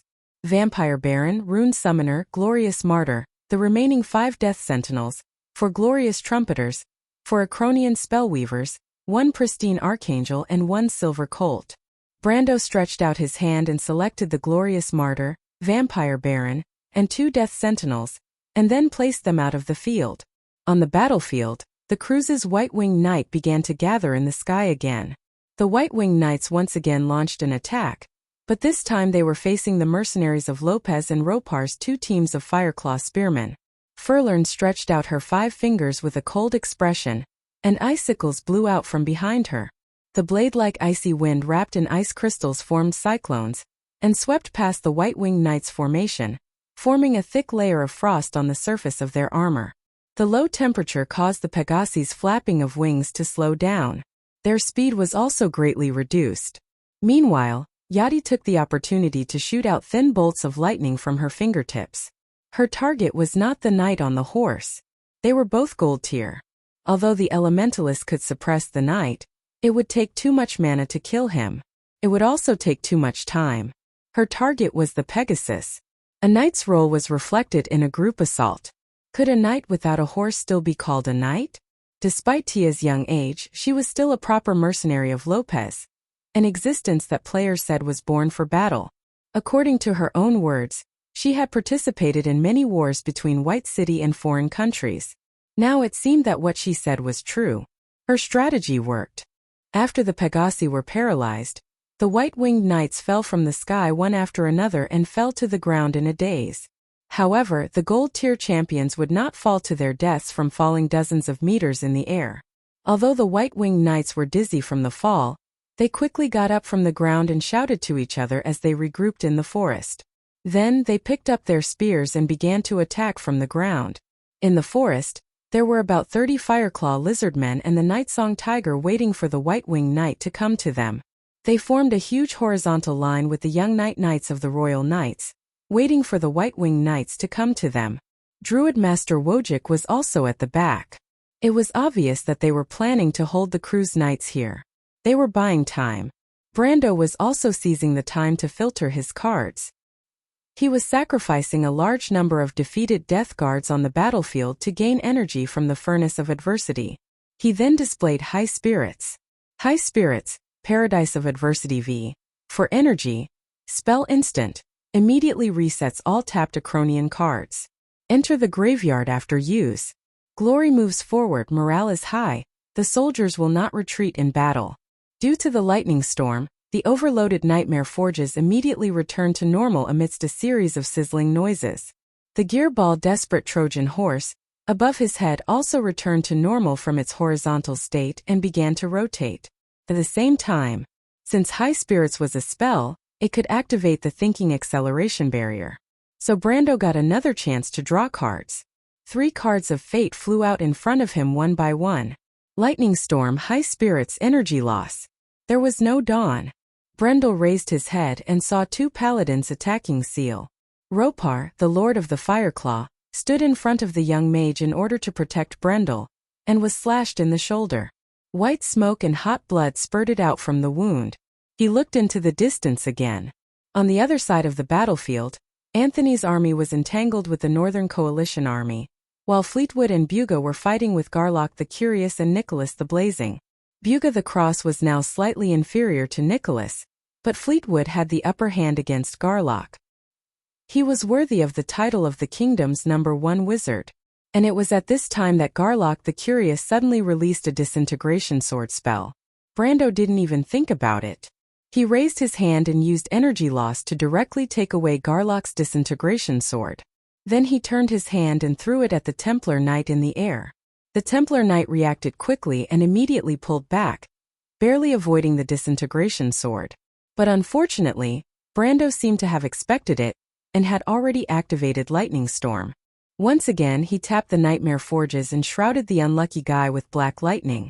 That guy immediately let out a blood-curdling scream as he was hit. Smoke rose from his body as he almost fell from the sky. Brando retracted his attention and then put the last remaining card in his hand, Echelonious Spellweaver, into the field. Echelonious Spellweaver, Paradise of Adversity X, 7 Dark Creature, Echelonious Spellweaver, Level 25 Elite. Tap, pay 5% of your life, gain 1 light. Eye of Arrow. In an instant, the four-handed Spellweaver appeared beside Brando, but he didn't even have time to see what the opponent had leveled up to under the golden battle flag. He immediately tapped the card, paid 5% of his life, and then revealed the second card, Glory. The Spellweaver and the Nightmare Forges went into cooldown once again. At this moment, Brando consecutively cast Energy Loss, Lightning Storm, Summon Echelonious Spellweaver, and Glory. For spells and 3 spells. His elemental pool instantly became Fire Elemental 6378, Wind Elemental 1751, Earth Elemental 1155, Water Elemental 48, Light Elemental 050, and Dark Elemental 3460. At the same time, 4 consecutive dense white halos spread out from the activated Grimoire of Life. The life that Brando had just lost was immediately replenished. Ropar and the others above his head also recovered. Opposite them, the faces of the 10 paladins of the Holy Cathedral of Fire suddenly turned a little green. They finally realized that if they couldn't kill one of the 4 people in front of them in seconds, then what awaited them might be the end of being exhausted alive. However, Brando didn't care what the enemy thought. Recovery was just an extra benefit for him. More importantly, his thought acceleration barrier was activated 3 times in a row. This time, 9 cards of fates came to his hand. 3 Daybreakers, 2 Echelonious Spellweavers, 1 Death Sentinel, 1 Glory, and 2 Lightning Storm. This is a godly draw. Brando couldn't help but smile. With the increase in the number of cards drawn, the chances of getting the card he wanted also greatly increased. He raised his head and looked at the entire battlefield. He reached out and put 3 Daybreakers in one by one. Daybreakers, Paradise of Adversity 12, 1 Light and Darkness. Spell Instant. Effect. Add 6 light to your mana pool. For every Breaking Dawn in your graveyard, 3 darkness will be added to your mana pool. Enter the graveyard after use. Dawn light suddenly appears. The first time there were 6 light. The second time there were 6 light and 3 darkness. The third time there were 6 light and 6 darkness. The light and darkness elemental pools immediately increased to 1850, 4060. In midair, Williams seemed to have finally caught his breath. The deputy commander once again pulled out his flame-shaped sword. Brando noticed this detail and immediately whispered, "Mephistopheles. I'm by your side, master. Protect me." The transvestite vampire nodded slightly. Then Brando placed 2 Echelonious Spellweavers in the graveyard and tapped the 3 Spellweavers together. Another 3 light elements entered his elemental pool. 2150. But at that moment, William's figure suddenly disappeared from his field of vision. Brando's heart tightened slightly. He knew that the other party could only come for him. He immediately communicated in his mind. "Ropar the Shire Medisha." "Yes, Sir Lord." "Sacrifice." Brando hesitated for a moment and ordered. In the sky, the Shire, Ropar, and Medisha, who were fighting with 10 Templar Knights, suddenly turned into a bloody light, and then gathered around Brando in an instant. With the enhancement of the golden battle flag, Mephistopheles already had the strength of elemental awakening. After the Shire's blood entered her body, she entered the stage of elemental awakening for the first time. The black flame of the secret pattern began to appear on her body. After Ropar's blood entered her body for the second time, she touched the edge of elemental truth. After Medisha's blood entered her body for the third time, she broke through the boundary of elemental truth in one fell swoop. The black secret pattern on her body seemed to come alive, like a circle of black moths flying up and down around the transvestite vampire. Mephistopheles seemed to have sensed something and suddenly took a step forward. Her white palm struck out horizontally and collided with something in the void. With a bang, she flew backward. In the next moment, William's figure appeared in front of Brando. He had obviously exchanged blows with the transvestite vampire and could not help but take a step back. "Vampire Count?" Williams stared at Mephistopheles with a dark expression, almost squeezing the words out from between his teeth. He was surprised that he had clearly felt the presence of only one elemental awakening aura around Brando, but just now it seemed to have grown to the middle stage of elemental truth in an instant. Even if he was hiding his strength, this was too ridiculous. The transvestite vampire could not be bothered with him. She turned into a black smoke and flew in front of Brando. She reached out and shielded her master behind her, then stared at this guy vigilantly. P.S. 2 updates. Begging for votes. To be continued. If you like this work, you are welcome to come to Chidian.com to vote for me. Your support is my biggest motivation. Chapter 6:11. You think she can stop me? Williams asked coldly. Brando laughed in his heart because he heard Williams use the pronoun she in Cruz's language instead of he. He thought that this guy was also androgynous. He calmly raised his head to look at Williams and replied, "You can give it a try." With that, Brando raised his hand. A grimoire of life disappeared from the battlefield. The grimoire of life was moved out of the field. All the cards in the graveyard were shuffled back into the deck. At the same time, Brando once again cast Lightning Storm. The Nightmare Forges immediately released a black lightning bolt at Williams, but Williams seemed to be prepared for this. He snorted coldly, "Child's play." He dodged to the left and at the same time, he appeared on Brando's left side and slashed his sword at Brando's neck. "Brando, be careful, flash strike sword art," Orthless suddenly warned. Brando's heart trembled slightly because the sword was too fast. He could almost feel the coldness of the sword as soon as Orthless finished her words. It was too fast. From dodging to slashing, it seemed that Williams made 2 movements, but in the eyes of ordinary people, these 2 movements were completely out of the ordinary. Everyone present, including Princess Grafine who was behind Brando, seemed to only see the moment Williams slashed his sword. It was as if he was standing there, and the sword should have cut off Brando's neck.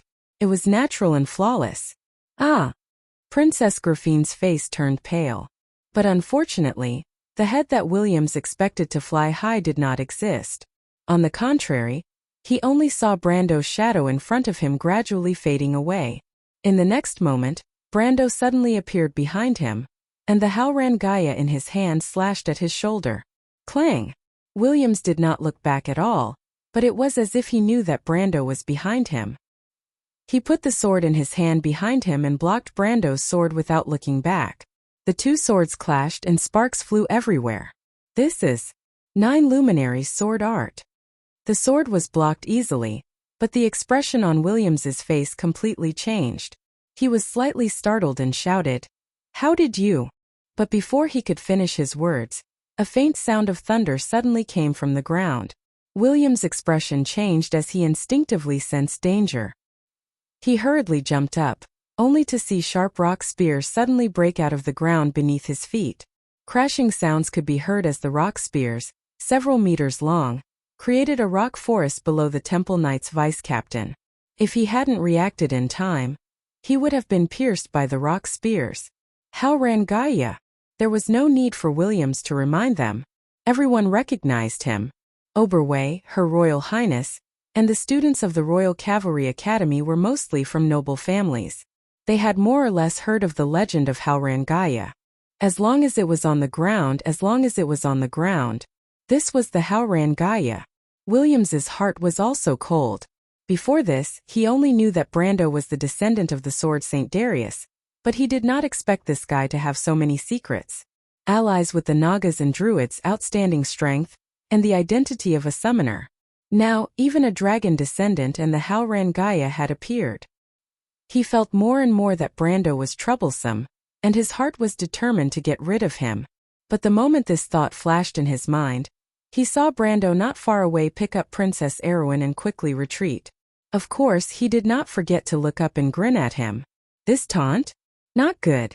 Williams had a bad premonition. He looked down and saw that there was something sparkling on the topmost rock blade. It was a crystal. Boom! There was a loud sound, and even the ground in the forest shook. A blinding light rose from the top of the black pine forest, and then the strong wind blew the tall pine trees into pieces. In the blink of an eye, the pine trees in the forest at the foot of Anchor Mountain fell, forming a huge pit in the middle. Smoke curled up from the center of the crater. Williams, who was standing at the bottom of the crater, had not been killed by the explosion. However, his body was no longer shiny. His armor was charred black, and his golden red cloak had been blown to pieces. He looked like a beggar. You! Williams immediately understood what was going on. The other party had obviously predicted that he would come looking for him. He had actually dropped an exploding crystal by his feet. Although he had never seen an exploding crystal before, he could roughly guess what it was based on everything that had happened before. But what he did not understand was how his opponent guessed that he would attack from that side. This was also Orthlis's question. The Wind Elf could not help but say in Brendel's mind, "That move of yours just now was not bad. Back then when the Wind Empress fought with Gretel, she often used the 9 luminaries sword art to dodge his flash strike sword art. But how did you guess that he would attack from your left side?" "Because he is left-handed," Brando replied.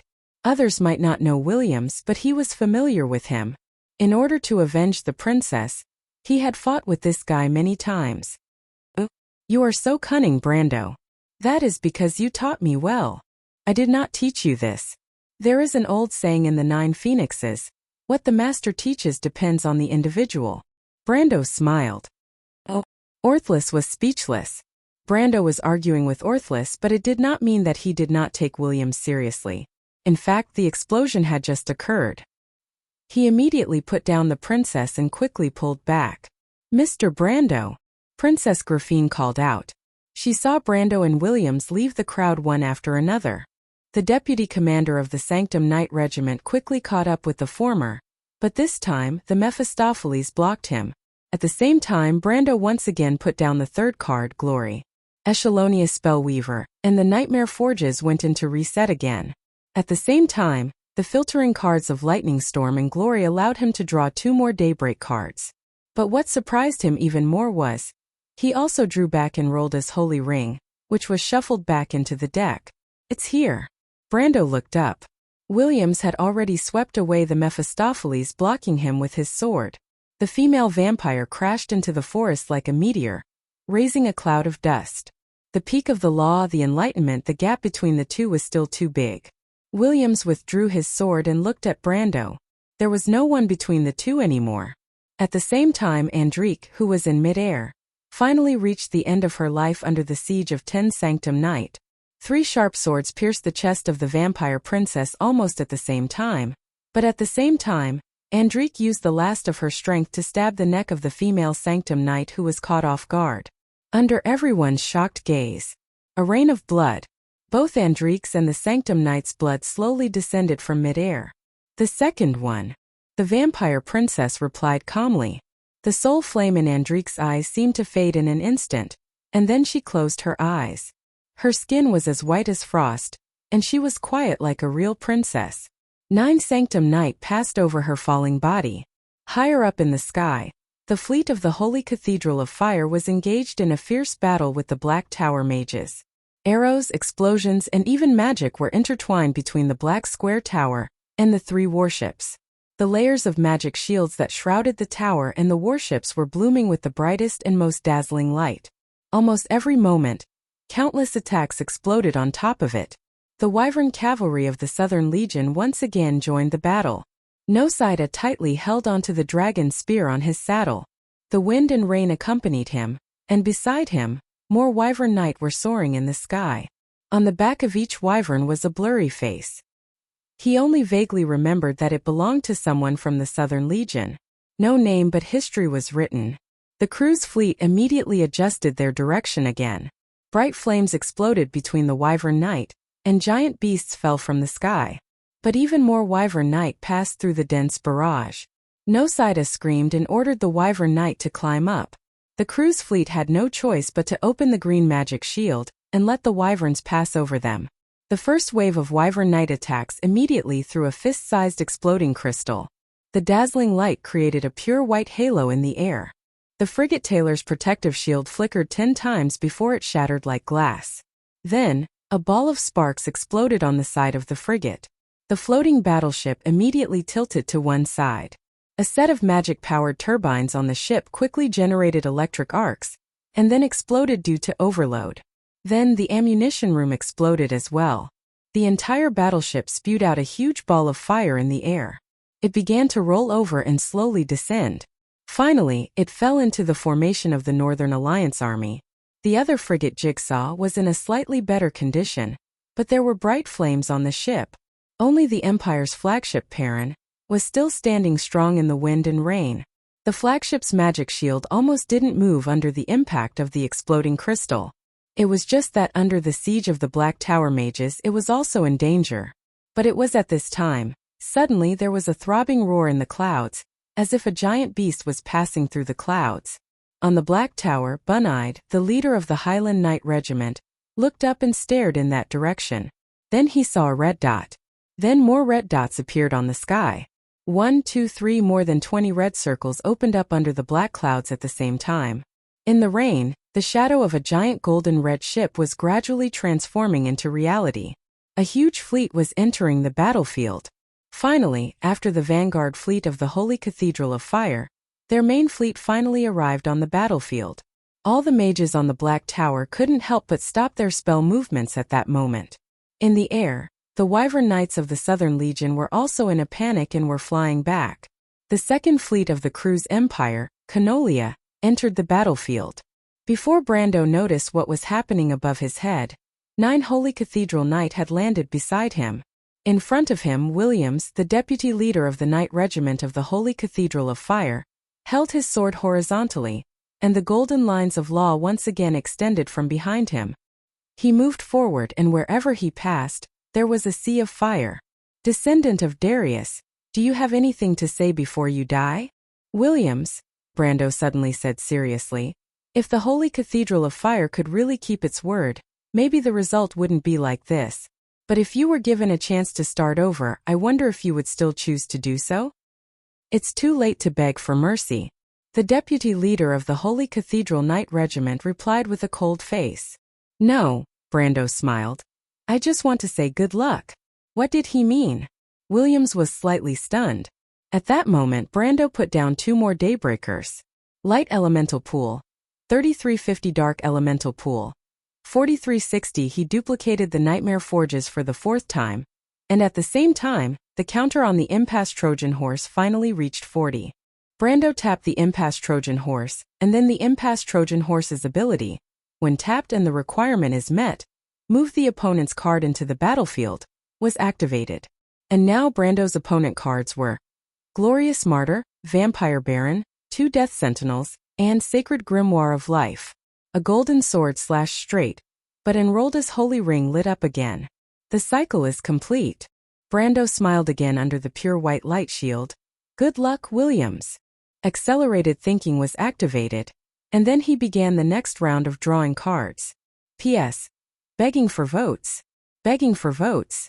And continue to recommend Red North's Golden Throne. To be continued. If you like this work, you are welcome to come to Chidian. Come to vote for me. Your support is my biggest motivation. Chapter 6:12. 2 High Spirits Fire Djinn, 2 Glorious Trumpeters Unicorn Knight, Flow Loss, Sea Wave Gem and Daybreak. In addition there were Sunblade, Death Sentinel, Echelonious Spellweaver, and 2 Lightning Storm in his hand. Once the cycle was completed, the progress of the Paradise of Adversity began to accelerate. The flame sword in William's hand slashed on Enroldo's holy ring, creating sparks on the platinum arc of light.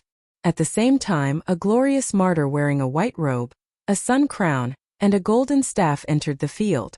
Under the golden battle flag, a level 62, elemental enlightenment, glorious martyr entered the field. The deputy commander of the Holy Cathedral Knight had to retreat, but before that, he still killed the vampire baron who had just entered the field. At the same time, Death Sentinels began to appear on the battlefield in large numbers. In the valley, the Northern Coalition army began to waver and retreat for the first time. Brando displayed high spirits. Desperate Trojan Horse, Echelonious Spellweaver, and Nightmare Furnace Construct were reset. The next card, Daybreak, entered the field. Echelonious Spellweaver entered the field, tapped. Light Elemental Pool, 2450, previously, only 8 nightmare furnaces were duplicated, and Roldo's holy ring cost 10 dark elemental pool. 4,960, 2 daybreak cards in the graveyard, pay 10 water, Sea Wave Gem entered the field. Then Sea Wave Gem's ability was activated, and the glorious trumpeters entered the field. Holding a golden horn, a young girl wearing a Greek-style white linen dress and a laurel crown appeared on the field. This was the 7th card of the Paradise of Adversity. She was only level 49 upper gold, under the golden battle flag, but her special ability was to tap and pay 1 dark elemental pool, and choose any creature card from the holder's hand to enter the field. Brando ordered her to blow the trombone, and the 2nd glorious trumpeter appeared on the field. She blew the horn again, and the unicorn knight Metasha appeared on the field. "My lord!" The silver fairy princess shouted happily when she saw Brando, because she knew that her return to the field meant that the cycle of the Paradise of Adversity had been completed. Brando smiled at her. Everything had happened in the blink of an eye. As soon as Williams retreated, the 9 Temple Knight immediately surrounded Brando. However, with a flash of fire, the infernal giant spirit appeared between them and Brando. Fire element pool. 4,378. Before everyone's expression changed, the unlucky giant spirit charged into the crowd and self-destructed. Brando could almost hear its grumbling before it died. However, there was nothing he could do about it. He didn't have any large creatures to summon. If he did, he wouldn't have ended up like this. Once the desperate Trojan horse cycle was completed, these cruise people would be sent out of the country. The sound of an explosion rang out in the forest. 3 of the 9 Knight Templars were sent flying, and the remaining 6 were covered in dust. Brando sacrificed the Fireclaw Buglers and Fireclaw Spearmen. Because Ropar wasn't on the battlefield, these lizardmen's strength had dropped by a level or more. They were no longer suitable for this battlefield. The power of the transvestite vampire rose to the upper levels of the elemental truth in an instant. This time her strength was only 1 level away from Williams. When she appeared on the battlefield again, even the moths flying around her had turned into golden patterns. Bang bang bang bang. The sound of hands clashing rang out, and 2 Temple Knight were sent flying. However, after the Mephistopheles and Williams exchanged an attack, the 2 of them flew back. Williams took 3 steps back and Mephistopheles took 10 steps back. Their beautiful faces were flushed. However, Williams looked up and found that he had been pushed more than 30 meters away by Brando. He had a vague hunch that he couldn't retreat anymore, or he would lose his last chance. In fact, that was exactly the case. Brando placed Lightning Storm, then High Spirits, and then Lightning Storm. He didn't care if the spell hit. He just needed them to be added to the list of filtering cards. He once again used Energy Loss to strip a protective spell from Garlock, and threw it to the Mephistopheles.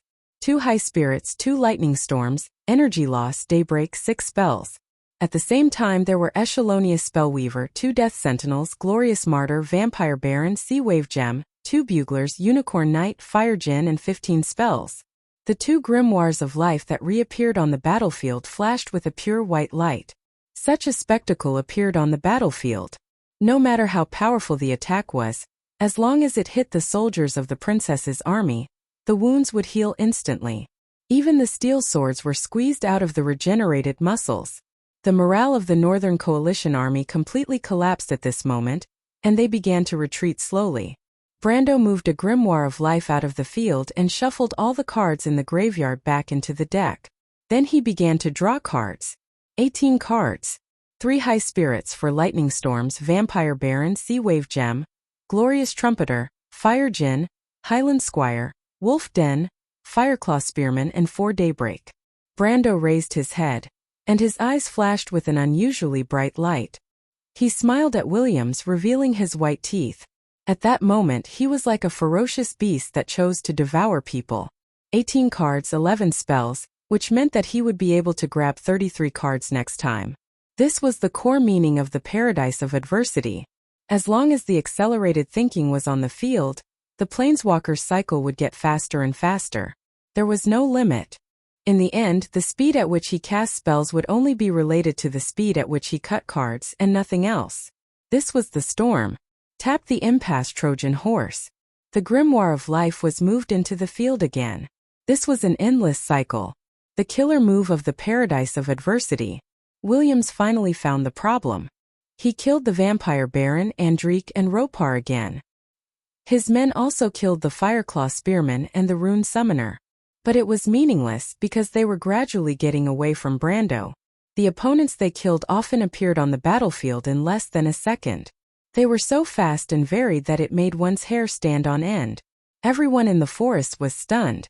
There was only one shocking thought in everyone's mind. Could it be that he didn't need to use his mental strength to summon creatures? But there was another possibility.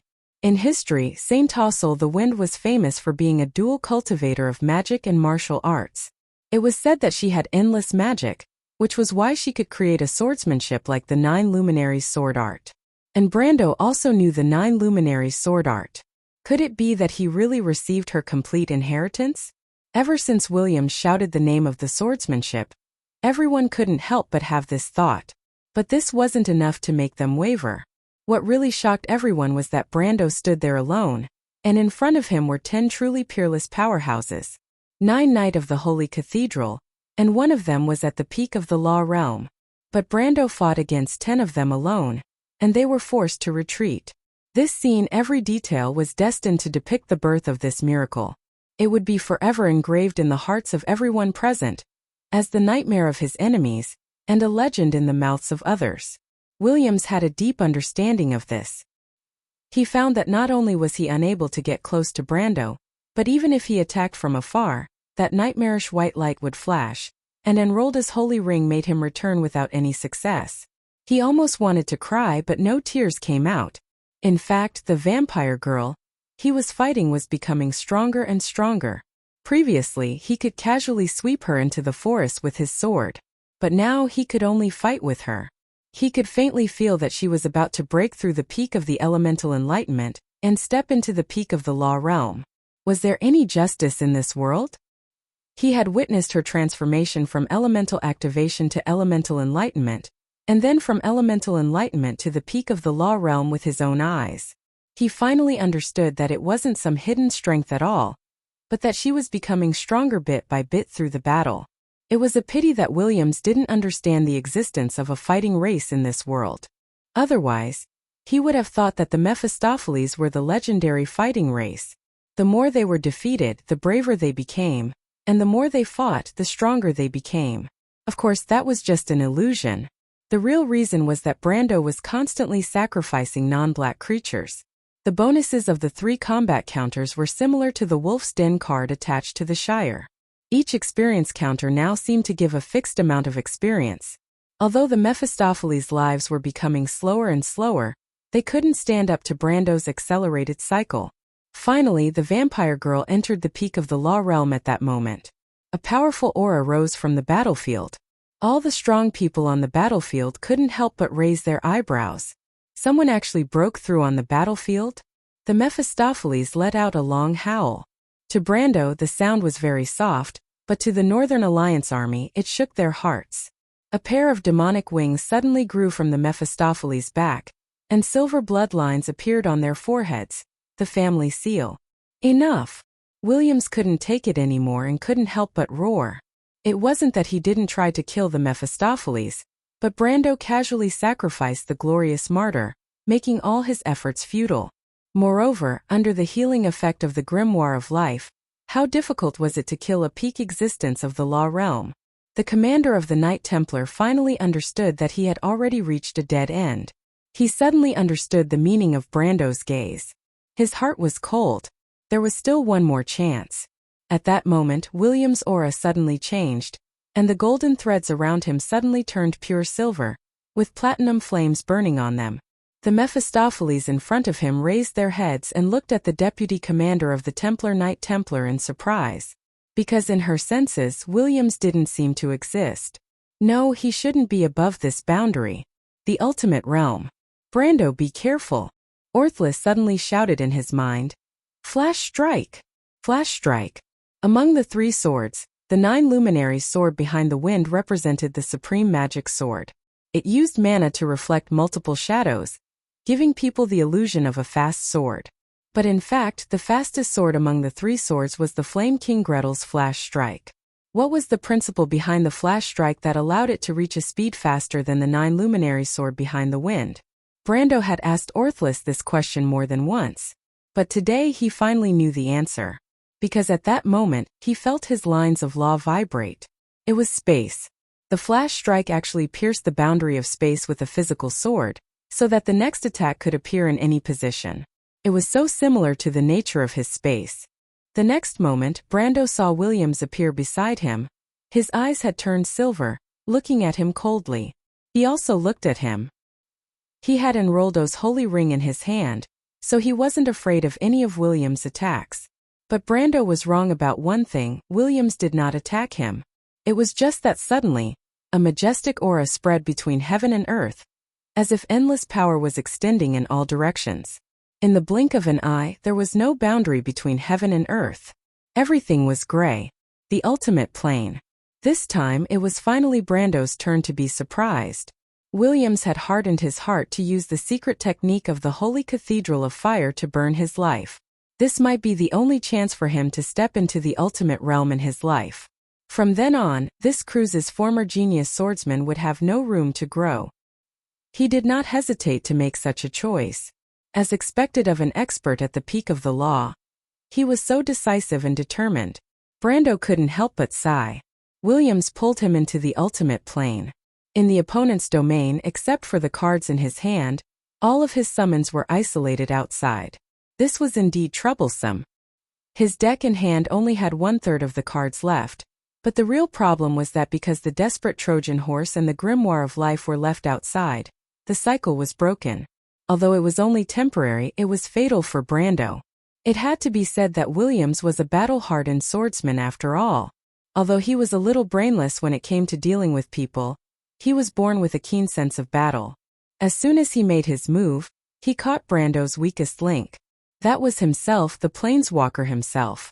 Williams slashed at him with his sword, and the light of Enroldo's holy ring flashed again. But the deputy commander of the Holy Cathedral Knight Regiment did not give up and slashed again. This time Brando's figure shattered into countless pieces under his sword like a reflection in a mirror. 9 luminaries sword art.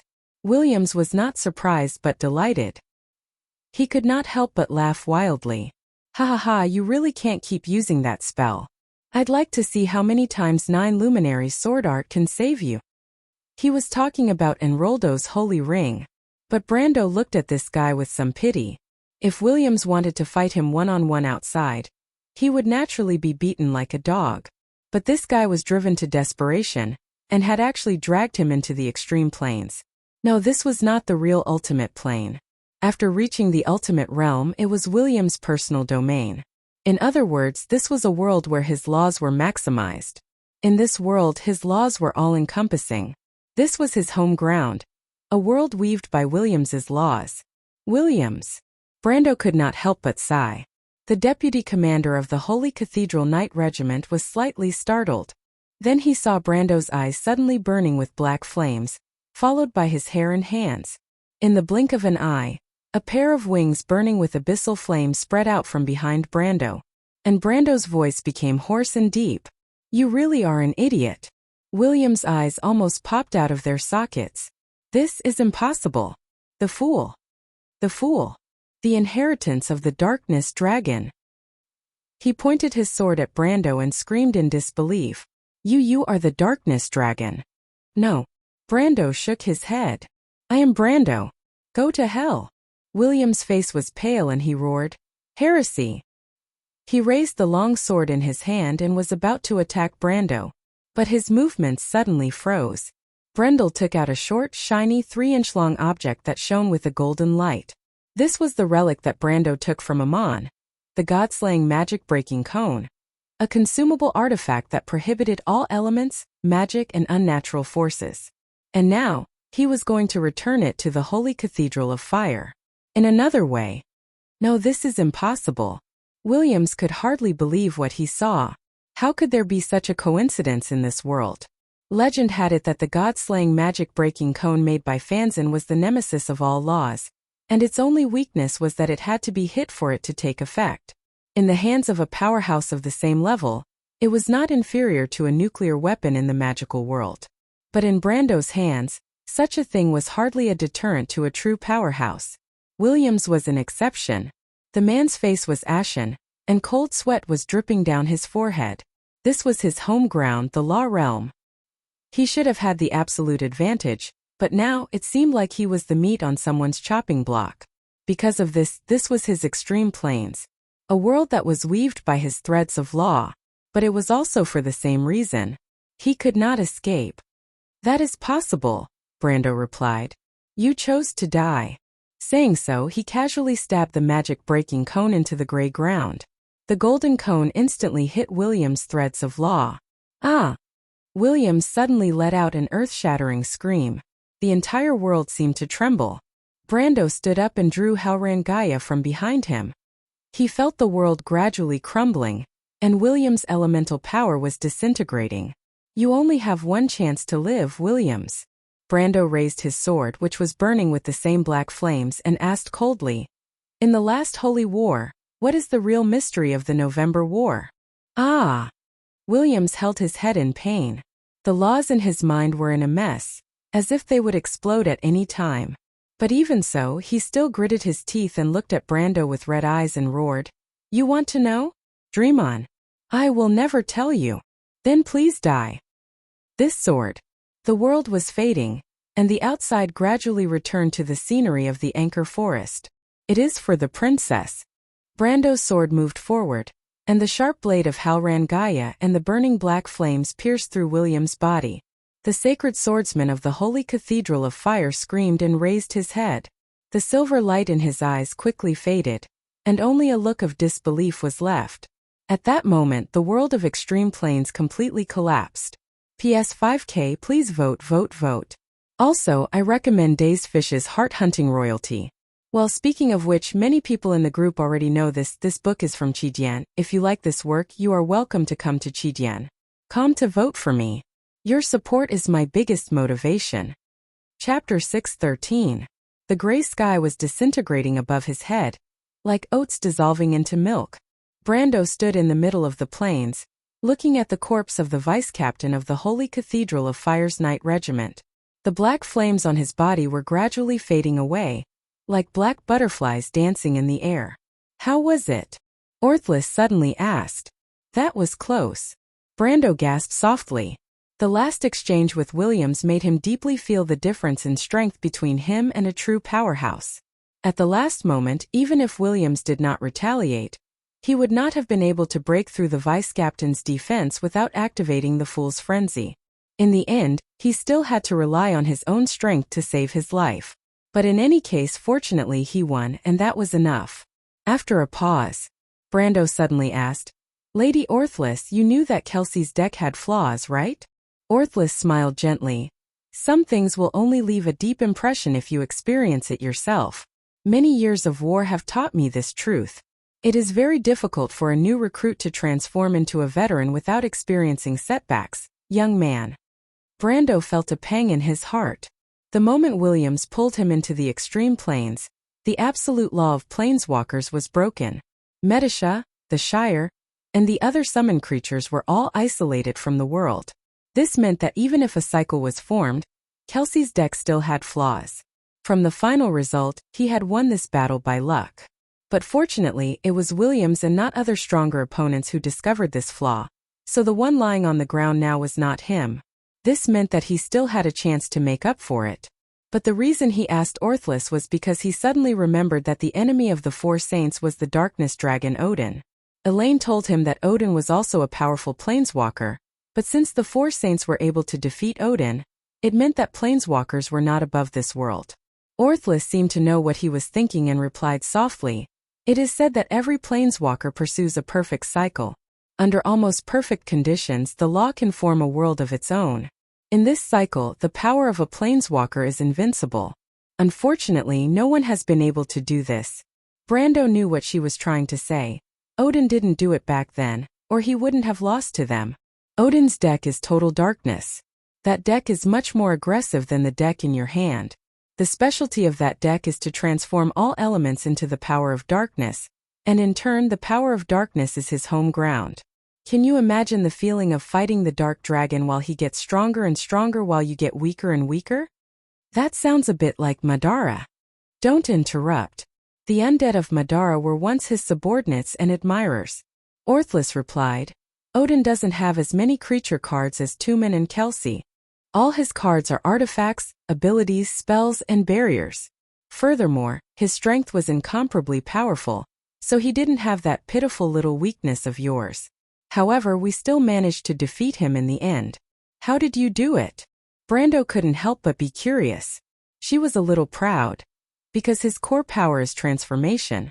He must have used the artifacts and spells on the field to transform our power. His cards can quickly form a cycle much faster than yours. As long as he starts, he can form a cycle. Then all that's left is to constantly filter the cards to counterattack our attacks. And every time he counterattacks, he can draw out the dark elements from the cards to continue his cycle. Wait, you mean he doesn't have land cards? Land cards are the weakness of a planeswalker. Why would he leave such a flaw? Little guy, do you really think that the land cards in your world won't be attacked? Have you forgotten how you entered William's world? He just stepped into this realm. The real extreme planes is a complete world, which is a world where a person's law is maximized. And the planeswalker's land cards are in his extreme planes. Ah. Brando couldn't help but cry out. That's why having land cards is a weakness in itself. We can't attack your land cards directly like a real planeswalker, but we can destroy them violently. Orthless continued. Odin is a genius. He designed a deck that doesn't need land cards. But unfortunately, it also planted a hidden danger. In the final battle, Fanzin constantly dismantled his core spells, causing his elements to break, giving us an opportunity. You can counter the cards of fate? No, although we can do it, it's not that simple. Because the spells that counter his spells will also be countered and transformed by his spells, Orthless said awkwardly. We used a clumsy but effective method. Before he could counter our spells, we dismantled our own attacks. Because he didn't have land cards, the elements that Odin could use to activate his deck were very limited. If his counterattack didn't get replenished, the elements would dry up. Because of this, we finally won after paying a huge price. Brando was stunned. He didn't think that the result would be so simple. But he knew that this was only what it sounded like. In reality, it was probably something else. The Darkness Dragon's strength surpassed the four saints, and they had to attack each other to dismantle each other's spells. One could only imagine how tragic the battle was. Brando only knew that in the final battle, the Allied forces lost nearly 4/5 of their forces. Those who survived later became heroes. His heart wavered as he listened, but he couldn't help but sigh in disappointment. He didn't think that even a powerful being like the Darkness Dragon couldn't escape the fate of defeat. He thought that planeswalkers were invincible, but he was also looking forward to it. What planeswalkers pursued was perfection. This was what Tumen had told him. Now that Orthless had asked him about it again, was there really such a thing as an invincible deck? Orthless looked at him and couldn't help but laugh. Come on, little guy. You should have realized it by now. How can you be a real planeswalker if you use other people's cards? Whether it's a planeswalker or a saint, the ultimate goal of a first-rate expert is to open up their own law. Brando nodded. He looked up and saw that Williams's extreme planes had almost completely disappeared.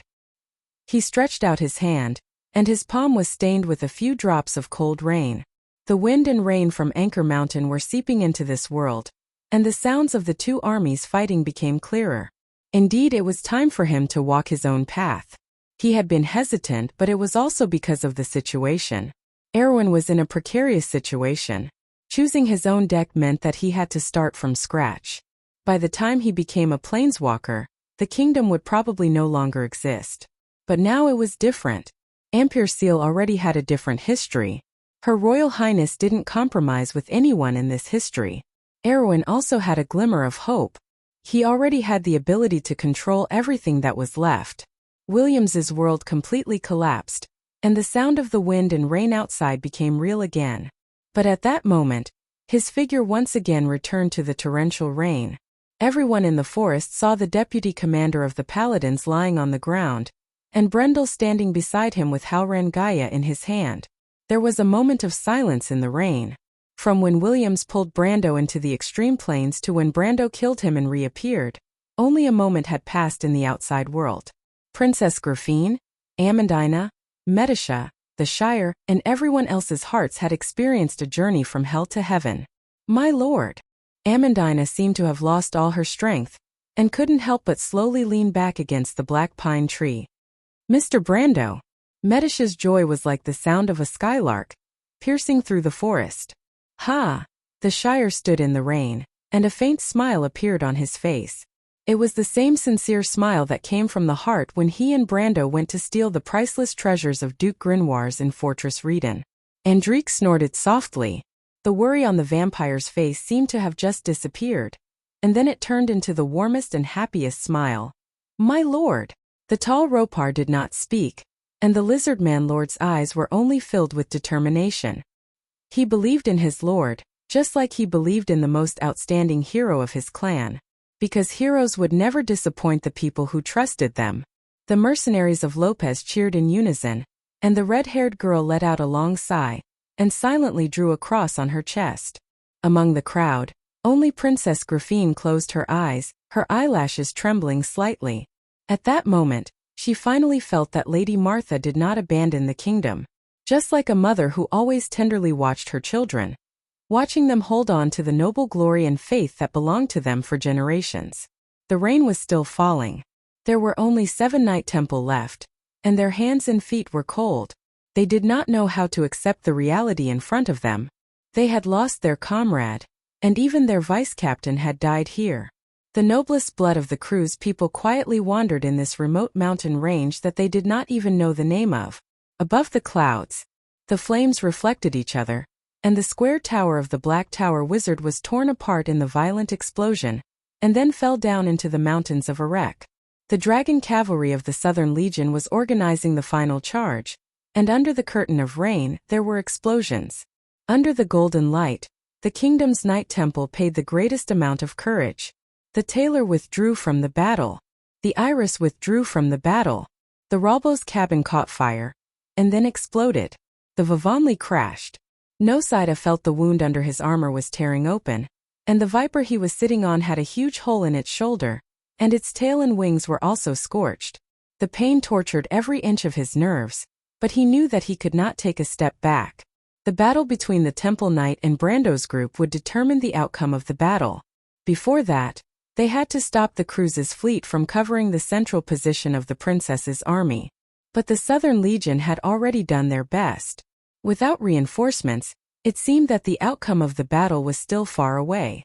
Although the Northern Coalition army on the ground was slowly retreating, the soldiers of the Holy Cathedral of Fire in the sky were like endless meteors, outlining a nightmarish scene in the rain. A row of crisp sounds rang in his ears. It was the volley of gunners on the Perrin's cannon deck.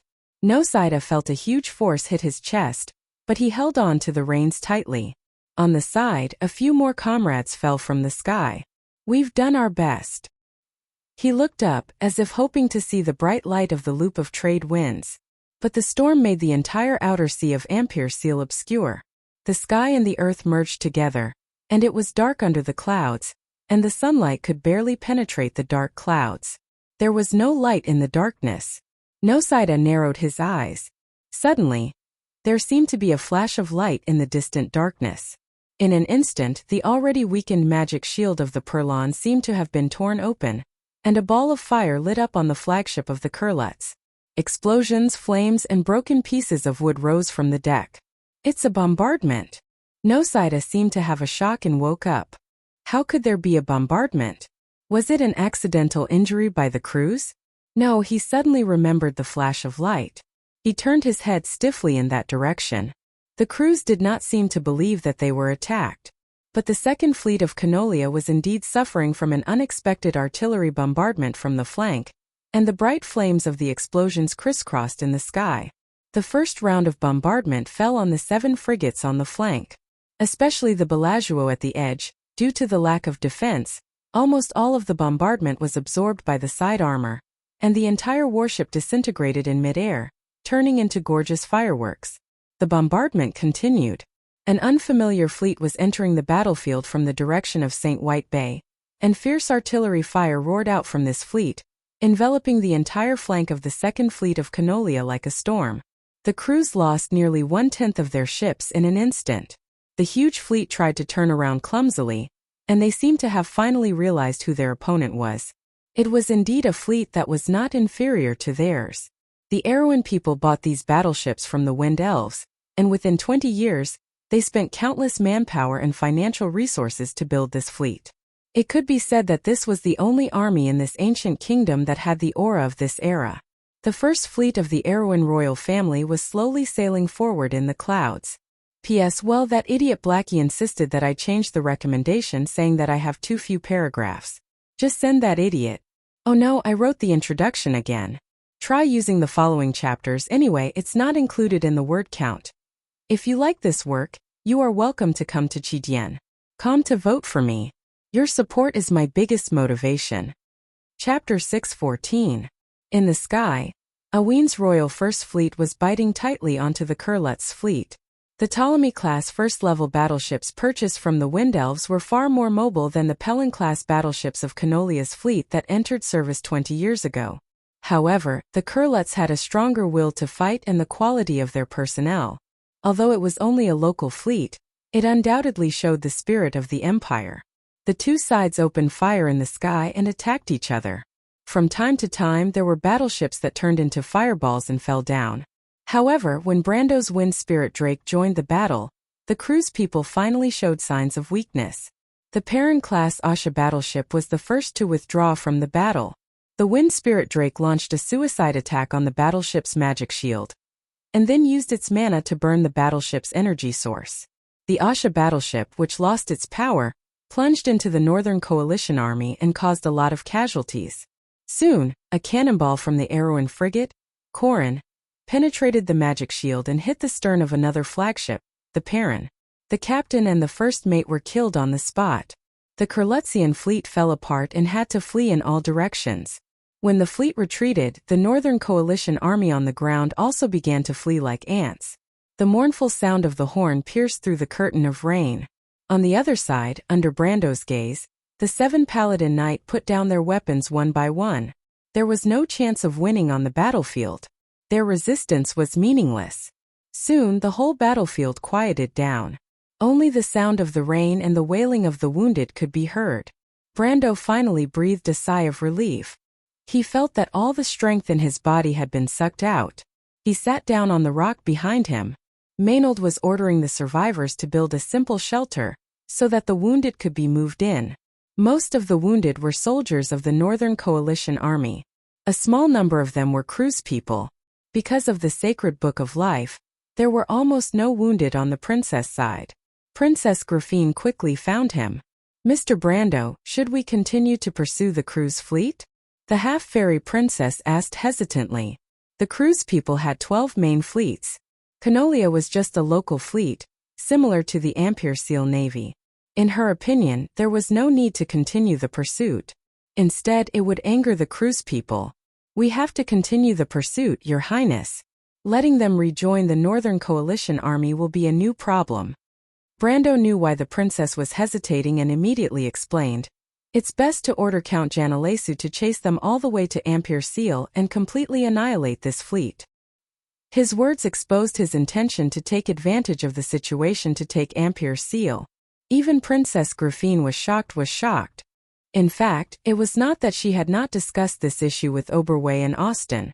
Now that the Northern Coalition army had been defeated, and the Ampere Seal harbor guards had suffered heavy losses, it was reasonable for them to take advantage of the victory to take Ampere Seal. With Ampere Seal, a stronghold that connected the north and south, and then attack the north, they would be in a position without any worries in the war between the two sides. But the only problem was the attitude of the crew's people. Annihilating a Kurlutz fleet and defeating their fleet were two different concepts. If the Kurlutz Empire were to be dragged into this war for the sake of Ampere Seal, it would seem that the gains would not make up for the losses. Thinking of this, she could not help but stare at Brando with her beautiful silver eyes, as if she wanted to see through the man's thoughts. He seemed to have never taken the crew's empire seriously. Without even thinking about it, he wanted to annihilate the entire Canolia fleet. This was a bit too bold. Even the kingdom's lone wolf, her teacher, could not help but be cautious when talking about the crew's people. After all, they were living under the shadow of the lion. Being too ostentatious would lead to a disaster. Of course, Brando was aware of Princess Erwin's concerns, but he felt that these concerns were a bit funny. Your Highness, you can rest assured that the cruise people will not dare to trouble us because of this. Why? Princess Grafine frowned. She felt that this was a bit too blindly optimistic. Because of the wind elves. So that's why. But she shook her head. Mr. Brando, the wind elves' support for us is not as great as you think. If the cruise people were just using the north to punish us, and did not really intend to attack Erwin, I'm afraid that the Soul Court of Saint Tossel would not be able to do anything. That's because they won't get the benefits they deserve, Brando replied. He shook his head and sighed. After all, Erwin is a country under the Holy Cathedral of Fire. This civil strife is also an internal matter under the jurisdiction of the Holy Cathedral of Fire. How can the Holy Cathedral of Wind intervene? The 4 holy cathedrals have a tacit understanding on this. Exactly.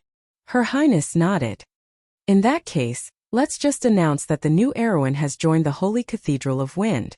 Brando replied matter-of-factly. But Princess Grafine was immediately stunned. The look in her eyes was as if Brando was a monster. She simply did not know why he would have such an idea. After all, the people of Erwin were descendants of the Flame King, and it was also a human country.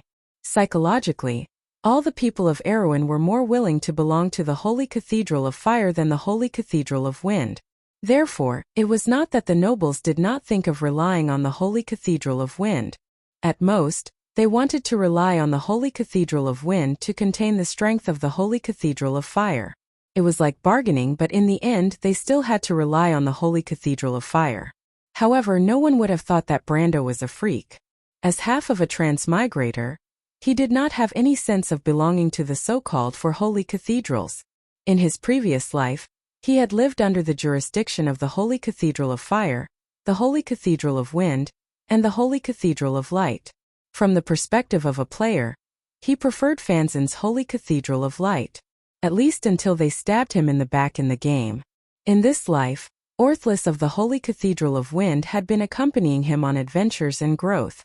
Speaking of which, compared to the Holy Cathedral of Wind, he had a deeper affection for it. Brando quietly looked at the princess, who had a hesitant look on her face. The look in Princess Grafine's eyes quickly became clear. She raised her head and looked at Brando seriously. I admit that this is a choice, but we will only consider it at the last moment. Is that okay, Mr. Brando? Brando nodded. He knew that not only Her Highness the Princess, but also the nobles of Erwin would find it difficult to accept this proposal for a while. Change needed time and opportunity, and he roughly understood that Her Highness wanted to use this as a bargaining chip for the last negotiation with Cruz. She was very likely to succeed. Erwin's geographical location was too important. To the south of it was the endless wilderness and the Black Forest, and it was also the pass to monitor the movements of Madara. For the Empire, Erwin was not only a source of resources, but also a natural buffer zone. Cruz's importance to Erwin was not without reason, but for the Wind Elves it was also the same. Otherwise, they would not have supported Erwin's founding hundreds of years ago, and secretly supported Oberg VII to build a new fleet, and help the Erwin's people train naval personnel. Although the Ptolemy-class battleship was not the main force of the Wind Elves, it was still a first-class battleship from more than a decade ago. Technically speaking, it was a first-class warship. Cruz's people were well aware of this weight. If the princess announced that she was joining the Holy Cathedral of Wind, it was likely to lead to a holy war between the Holy Cathedral of Fire and the Holy Cathedral of Wind in advance. However, Her Highness was probably worried that there would be a misunderstanding between the two and added, Mr. Brando, please believe me, I'm not going to be stubborn. It's just that the people of the kingdom are descendants of the Flame King, and have believed in the Holy Cathedral of Fire for generations. It's not easy to change such a concept. Your Highness, you don't have to explain. Brando was a little touched. In fact, the other party did not have to explain to him at all. After all, she was the princess. In theory, he was her knight and her subject. Of course, Brando himself might not have this concept. In his opinion, everyone was born equal. But he knew that Her Highness, who grew up in the royal family, would never think so. She was willing to tell him her thoughts so carefully. At least it proved that she valued him enough. People were born to need each other, and Brando enjoyed this feeling of satisfaction. But the Canolia fleet must be wiped out. We must occupy Ampere Seal so that we can have the confidence to negotiate. Brando still reminded her. In fact, he was a little uncertain. Wiping out the Canolia fleet was a small matter. Him killing Williams in front of everyone was the real big deal. After all, the fleet belonged to the Empire, and the deputy head of the Holy Cathedral Knight Regiment was from the Holy Cathedral of Fire. Simply put, the Empire could lose face, but the Holy Cathedral of Fire must maintain its dignity. The other party was likely to ask Her Highness to hand him over. He could not help but look at the princess, who was only 16 years old and was about to turn 17. Princess Grafine nodded firmly. I understand. I will immediately order Count Janalesu to continue the pursuit, wipe out the Canolia fleet, and capture the port of Ampere Seal in one go. Mr. Brando, I will fight for the best interests, whether it's for Erwin or his people. I will seriously consider your suggestion. I will never let the tragedy of Lord Darius repeat itself. Brando knew that this was a promise, and he bowed to the princess seriously. Her Royal Highness turned to leave, but Orthlis's voice rang out in his mind. This princess is really good. I'm sure you're so touched that you're in a complete mess. Not really, just a little bit of warmth. Brando replied. That's why I said you're really a little fool.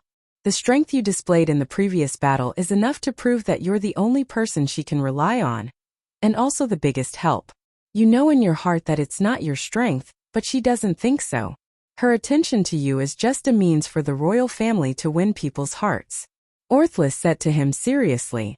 Brando chuckled, but he was touched.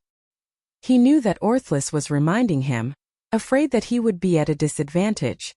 Thank you, Lady Orthlis. Humph, it's good that you know, Orthlis said. I've seen a lot of palace fights. I admit that the little girl is still kind, but who knows if she will change in the future. You have to be careful. Of course. Brando felt that Orthlis was more and more like his sister. Only a family member would guide him so patiently. Explosions flashed in the sky from time to time. Those were the cannons of Erwin's first royal fleet. The battle had come to an end. Brando was gradually dismantling the cycle of the paradise of adversity. Although the cycle was powerful, it was very tiring to maintain it. It had only been a short while, but he already felt exhausted. The powerful planeswalkers in history, whether it was Tumen, Kelsey, or the Darkness Dragon Odin, other than their planeswalkers' abilities, their strength was also at the top of their generation. Maintaining this level of energy consumption was as easy as breathing for them, but it was a bit too much for him. After all, he was only at the peak of Gold Elemental Awakening. However, he was still careful and did not let the vampire Mephistopheles remove her strength. She was now at the peak of the stability stage of the law. Now that Williams was dead, she was basically the strongest combat force on the battlefield. The Nightmare Furnace did not disband, leaving more than 70 metal beetles behind. Brando left an anxiety card in his hand to replicate the real lightning storm, which was one of his killer moves. With these two killer moves, Brando was relieved to put away the Grimoire of Life and the desperate Trojan horse, and then dismissed the Death Sentinels. After all, summoning undead creatures was a negative reputation in human society. Brando did not want to have prefixes such as undead or darkness attached to his title in the future. It would have a bad impact on his reputation. To be honest, if this battle was not so urgent, he did not plan to use this card. He looked up at the explosion outside the curtain of rain and quickly thought of something else. He quickly called for Falerne, and then whispered something to the wild elf lady. Falerne's face immediately showed dissatisfaction. This time she firmly refused. I refuse. This is too much, my lord. Why? Isn't it just opening the corpse? Brando did not understand. He did not understand why Falerne had such a big reaction every time. Anyway, I refuse. Falerne glared at him fiercely, then turned and left. She hoped that the Lord would see her as an elementalist, not a coroner. Brando stood there awkwardly. It was not easy to find a lucky girl in the group, but she did not like opening corpses. This made him very helpless. He sighed and turned around to find another way to persuade the young lady, But suddenly his eyes widened. Don't! He almost screamed, but it was too late. Maynard had already moved the corpses of the temple knight to the side, and then the pair of terrifying black hands pulled William's corpse up. At that moment, Brando's heart was filled with 10,000 alpacas. What's wrong? The female knight heard his sudden scream and was slightly startled. She turned around and looked at him. What spoils of war did the knight have? Oh, I checked. The magic was greatly depleted. There were only a few flame-patterned longswords left, Maynard replied without a change in expression. But these longswords are not bad. Our kingdom does not have the craftsmanship to forge them. Brando's vision darkened. In fact, the moment she touched the corpse, he had a bad premonition. She looked too much like his senior sister, and it gave him an instinctive sense of danger. He felt that the two of them might be involved in the same scheme as him, but he still held on to a sliver of hope. But Maynard's answer immediately shattered his last hope. She could only open a standard longsword from the corpse of a temple knight. This could no longer be described as unlucky. At that moment, Brando felt that even his senior sister's face was not as black as hers. What about William? William? I haven't seen him yet. Maynard did not know that the man in front of her was probably thinking of pushing her down, so she answered seriously, "Let me see." "Don't." Brando felt like he had been hit in the face with a hammer, but before he could shout, he saw Maynard remove a ring from William's hand. Brando was immediately stunned. It was a silver ring with a very special pattern on it. This ring does not seem to have been depleted. The female knight examined it and replied seriously, "Brando." Orthlis suddenly called out. Brando immediately nodded. "I understand." At that moment, the two of them had seen the pattern on the ring. The pattern was divided into 9 branches, and each of them was very familiar to him. It was the Wind Empress rune of Saint Tassel, the second Wind Empress ring. At that moment, Brando finally understood why William recognized his swordsmanship. "Let me see." He immediately walked over to Maynard and said. The female knight who looked like senior sister looked at him and nodded. Then, she placed the ring on his palm without hesitation. "How do I use it?" Brando asked. "Inject your power of law into it." Orthlis also seemed a little excited. After all, there was a heroic soul in each ring, and they were all her companions in the early years. Brando did as he was told. Suddenly, a white light flashed between him and Maynard. Then in the next moment, a translucent, ghost-like elven girl appeared between them. The girl was very short, and looked like she was only a little taller than Princess Griffine. Her skin was very white, and had the crystalline color of the wind elves. Her ears were pointed, and her long purple-blue hair was tied into a ponytail. She wore a set of tight leather armor, but the most conspicuous thing was that she carried an elven longbow that was almost as tall as her. She seemed to have just woken up and yawned sleepily as soon as she appeared. "Who are you?" Maynard was slightly startled, and one of her hands immediately pressed on the hilt of her sword. However, she guessed that this elven girl's origin was related to the ring on Brando's hand, so she did not pull out her sword. But at that moment Brando heard Orthlis whisper in his mind. Then the female knight appeared on the other side of him. Ah! This time it was the elven girl who appeared with the longbow on her back who widened her eyes. She did not seem to see Maynard and stared at Orthlis in disbelief. "Miss!" Orthlis stared at her fiercely. The elven girl was immediately startled and shouted, "Miss! Miss! Miss?" Brando was stunned. Could it be that the subordinates of the Wind Empress had a master-servant relationship? He had never heard of it before. He did not see Orthlis's expression and only looked at the two strangely. Orthlis smiled at the elven girl with satisfaction. Brando looked at the elven girl in confusion. "Hello, I'm Brando. May I know your name, beautiful lady?" The elven girl looked at Brando and Orthlis and guessed their relationship. Therefore, without even thinking, he replied loudly and righteously, "That's right. Hello, Mr. Brando. I'm the sharp-blade knight Orthlis, the chief archer of the Wind Empress. Please give me your advice. Ouch, it hurts." With a loud bang, she immediately hugged her little head. PS 5K chapter. The word die in battle is added at the front. Facepalm. I slept too late and was too muddle-headed. If you like this work, you are welcome to come to Chidian. Come to vote for me. Your support is my biggest motivation.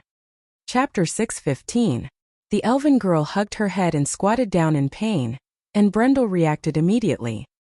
He immediately looked back at Orthless and asked, "If she is Orthless, then who are you?" "She likes to play pranks." "I am Orthless," the elven girl replied rudely. The elven girl's tears flowed out. She felt so wrong that she wanted to cry. When did she like to play pranks? And why did she lose her name? But she didn't dare to say a word. She could only hold her head and cry silently. "Then who is she?" "She is, Sonia." Brando already had an answer in his heart. He had long suspected that the elven girl would often address the Flame King, Great Sage Fanzan, and even Eloranta as equals. As a Knight of the Wind Empress, this was very unusual. Secondly, would the Sharp Blade Knight Orthless master the inheritance of the 9 Luminary Sword Empress? It was just that Brando found it hard to believe that the legendary character was the one who spent time with him, taught and assisted him wholeheartedly, and occasionally threw a tantrum. Orthless gave him the feeling that she was the sister next door, not the legendary cold hero. This answer really took him by surprise. He didn't show it on his face and pretended to be suspicious. "Sonia? Isn't that the Wind Whisperer? If I remember correctly, Lady Sonia seems to have a rare long black hair, and she shouldn't be so young." Orthless stared at him fiercely with a pair of purple-blue eyes. Brando pretended not to see it. "Also, Orthless, didn't you sacrifice yourself in the Grey Swamp? I didn't think of it just now. How did you know about the final battle with the Dark Dragon?" "That's because I told her," she replied fiercely. "You told her? You?" The elven girl finally realized that she had let it slip again, but she still couldn't change this habit of hers even after thousands of years. "I don't want to see you today, Brando. Get the hell out of here as far as you can." After the Elf Queen said this, she immediately disappeared in front of him. "Looks like she's really angry." Brendel sighed. The answer was just as he thought. Orthless was Sonorso. She was the sage of the Wind Elves, one of the 4 saints of the Holy War, the Wind Empress. Maynard looked at all of this until the elf lady disappeared after scolding Brando fiercely. She was stunned for a moment before she calmly asked, "Did I do something wrong?" As most of the communication between Brando and the Wind Empress after Saint Tossel was done through consciousness, she did not know what had happened. Brando shrugged. "It has nothing to do with you, Madame Maynard. It was just that someone was angry out of humiliation." The real Orthless in history sat obediently, looking at Brando with tears in her eyes. Brando helplessly comforted her. Speaking of which, the heroic soul of the Holy War was actually made to cry by the Wind Empress. This elven girl's character was really bad. Then he turned around and explained to Maynard about the soul-sealing ring. Of course, he did not mention the part about the Wind Empress. After all, Maynard had already seen the previous scene. If he continued to hide it, it would be suspicious. He might as well tell her 70% truth and 30% lies. The key was that the identity of the Wind Empress was too sensitive, and Brando did not want to be hunted down by the Wind Elves. "So this is the inheritance of the Wind Elves?" Maynard seemed very calm after listening, and did not pursue the issue of identity. "But why did it end up in the human world?" "To be exact, it is the inheritance of the Mist Elves," Brando replied. "After the Silver Fire was extinguished, the Wind Elves of today are no longer the race of the War of the Holy Saints. The fall of the Holy Seal is not without reason." Maynard's eyelashes fluttered slightly. "You said that a person can't wear 2 rings of the Wind Empress, right?" she asked again. "The key is that it is meaningless to wear it. After all, an inheritance contains endless knowledge, and for most people, they may not be able to fully understand it in their entire life. Things like the Ring of the Holy Seal are not the more the better. If you are greedy, you will only end up with superficial knowledge." Brando replied using the original words of the Wind Empress. "So you don't want it?" Maynard asked. "Can you give this ring to me?" Brando froze for a moment. In fact, he wanted to leave it for Freya. But on second thought, although Orthless's title was the Sharp Blade Knight, her teacher Suya was a famous sharpshooter of the Mist Elves. Moreover, it seemed that she also used a bow. It was not necessarily suitable for the future Valkyrie. But Maynard did not seem to be an archer. "You want it?" No. Maynard shook her head and did not hide it. It is not me, but Her Royal Highness.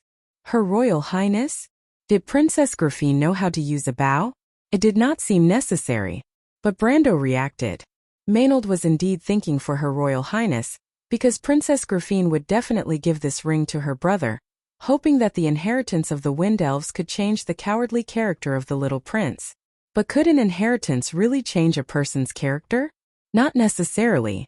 Brando was a little disapproving of this. He replied, "It can be, but the Ring of the Soul is very special. The inheritance also needs to be approved by the heroic soul." Maynard immediately looked at the tearful Orthlis.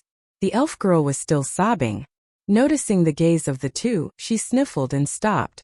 Then with red eyes, she shook her head seriously at Maynard. "No, I have already chosen a candidate." "You have already chosen a candidate?" Brando was stunned. From the time she was summoned until now, she had only seen him and Maynard. Could it be that she had chosen William? But it did not seem like it, and she had never seen William use a bow. "I chose you, Sister Maynard." Unexpectedly, the elf girl's words were shocking. She pointed at Maynard and said. Brando felt a little awkward. It was not because Orthlis had chosen Maynard as her successor, but because she actually called Maynard sister. It should be known that she was a heroic soul that was thousands of years old. But then again, when Orthlis sacrificed herself, her mental age was only 16 years old. From this point of view, it was not wrong for her to call Maynard Sister Maynard. Me. Maynard was slightly stunned. "But I don't use a bow." "I don't use a bow either," Orthlis said with her eyes wide open. She seemed to have just noticed the longbow on her back. "Oh sister, you are talking about this. I thought that teacher's bow looked good, so I followed him. Actually, I am a magician." "You?" Brando was speechless. Her title was the Blade Knight, and her teacher was a holy archer. She carried a longbow and wore leather armor, and then she claimed that she was a magician. A wind elf. No, a mist elf. "But I am also not a wizard."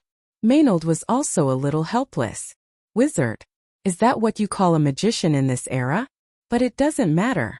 Orthlis suddenly became serious.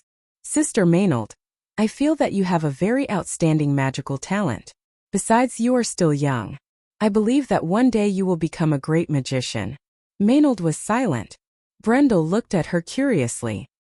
He did not know why Orthlis said that the female knight had outstanding talent as a mage, but his heart skipped a beat. Perhaps it was too much of a coincidence, but she was indeed a very outstanding magician. But she shook her head. "I don't want to be a magician." "Eh?" Orthlis was stunned. "Why? Magicians are very powerful, and their magic is very beautiful." Brando frowned slightly. He did not know why, but he saw a flash of struggle between the female knight's eyebrows. "Let me think about it," Maynard replied. "Very well." The elven girl was clearly brimming with confidence. It was obvious that she was extremely confident in her magic. Her pitiful look from before had disappeared to who knows where. She put one hand on her chest and said, "By the way, I am an expert in string magic. Ancient string magic. Dragon magic." Brendel shuddered in fear. Maynard could not help but raise her head slightly.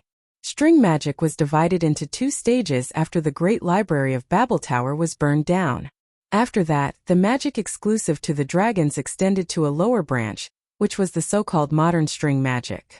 And today, as long as there was no specific article, string magic often referred to modern string magic. But ancient string magic always had only one meaning, and that was dragon magic. Brando did not expect that among the 24 Knight of the Mist Elves, there would be someone who was proficient in dragon magic. Sure enough, the heroes of the ancient times were legendary monsters. Even the wizards of Galaga did not learn dragon magic. No wonder she was so confident. She did have the capital to back it up. Brando thought that if it were him, he might have agreed. After all, it was dragon magic. Dragon magic was a completely different system from modern magic. In fact, in modern magic, most of the spells that requested the authority of the Dragon of War, Tiamat, were born from dragon magic. For example, the Shire's dragon strike that blew up half of the Enderla Cathedral. Dragon magic was a step further. Dragon magic itself was a spell that obtained the authority of Tiamat, and it was known as the most destructive spell. In comparison, the elementalist's magic was as docile as a kitten. But what he did not expect was that Maynard was still unmoved. She thought for a moment and calmly said, "Let's continue to check the loot." At that moment Brando only wanted to say in his heart, "No, sister, you should go and learn magic. Leave the glorious and arduous task of opening the body to me." But Maynard naturally did not hear the words in his heart. The female knight removed a bracelet from William's body. To be exact, it looked like a wrist guard. The whole thing was made of flowing silver, and the shape was part of a claw that extended forward. This bracelet? Maynard was slightly stunned. It was probably because she had never seen flowing metal that could be stabilized into a specific shape. Damn! At that moment Brendel's heart was filled with shock. If he did not see it wrongly, if he was not mistaken, this bracelet was one of the top equipment dropped by the Wind Elf players of the Holy Cathedral of Wind when they killed Williams in the future Firefly. Or rather, it was called the Torch of Knowledge, one of the holy items of the Sky Dragon crystal. Brando did not know for a moment whether this senior's hand was considered black or red. P.S. Today I'm taking a small break. 3,000 words, take a break. I think I will maintain an average speed for a while to rest and prepare for the next explosion. To be continued. If you like this work, you are welcome to come to Chidian.com to vote for me. Your support is my biggest motivation. Chapter 6:16. The reason why Maynard was unlucky was naturally because of her previous battle results. Although there was a phenomenon of magic dissipation in the world of Wound, magic items were closely related to the power of their owners. When the previous owner died, most magic items would lose their magic and even disintegrate into pieces. However, this dissipation was not random.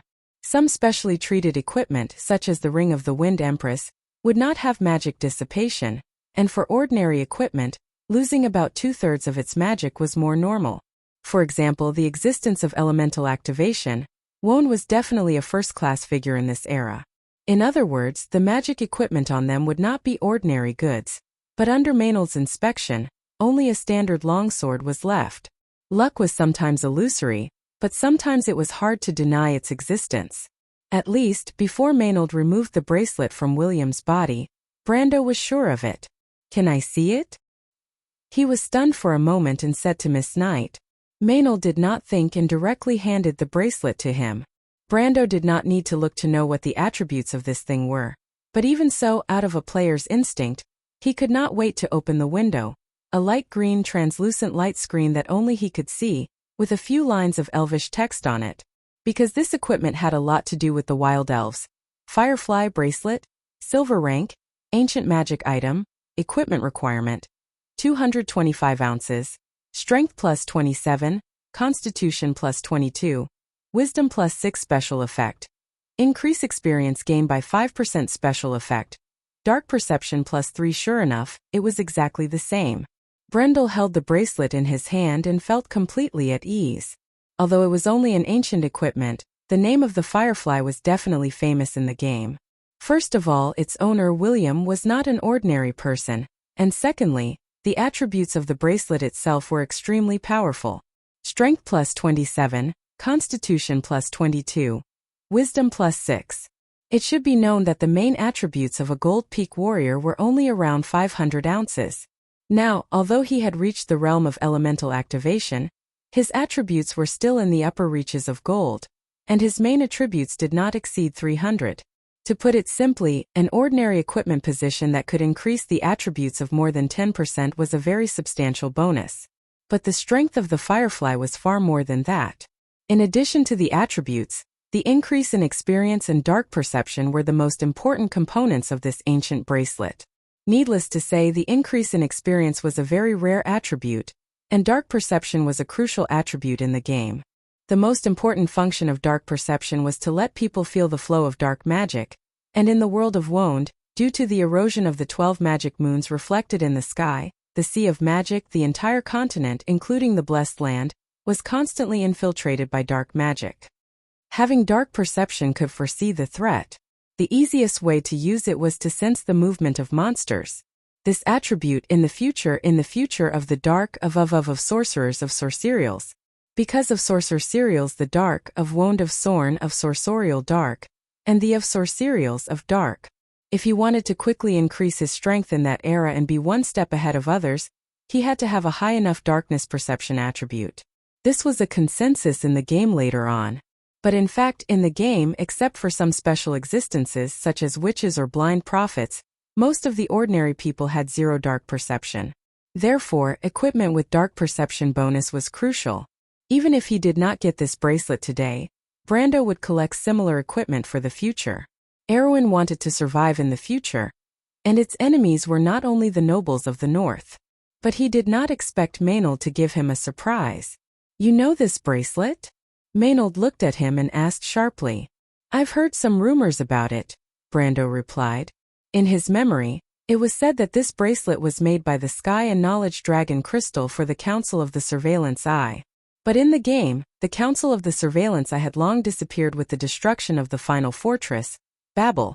So no one knew the real reason why the Dragon Crystal made such a bracelet for the Council of the Surveillance Eye.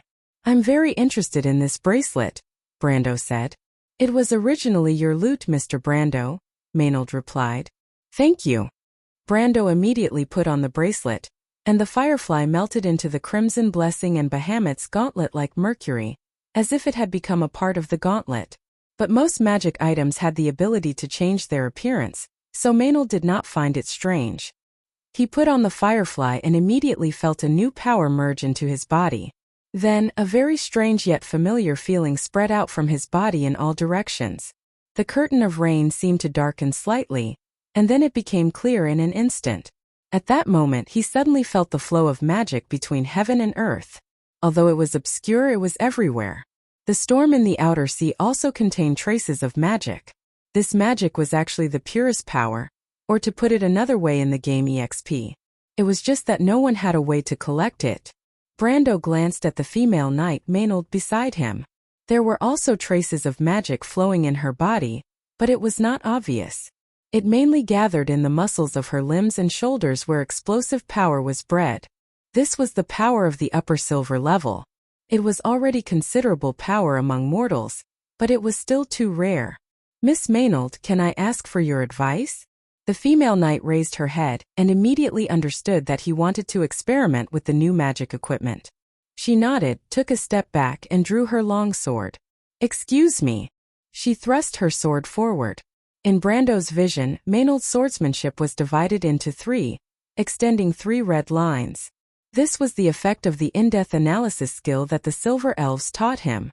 However, he didn't need this hint at all, because he was too familiar with Maynard's swordsmanship, Erwin's improved battle formation swordsmanship. Brando instinctively thought that she had learned it from Freya. After all, this improved swordsmanship from Sword St. Darius would definitely shine in the eyes of those who were interested. When he taught it to Freya, he didn't intend to keep it a secret.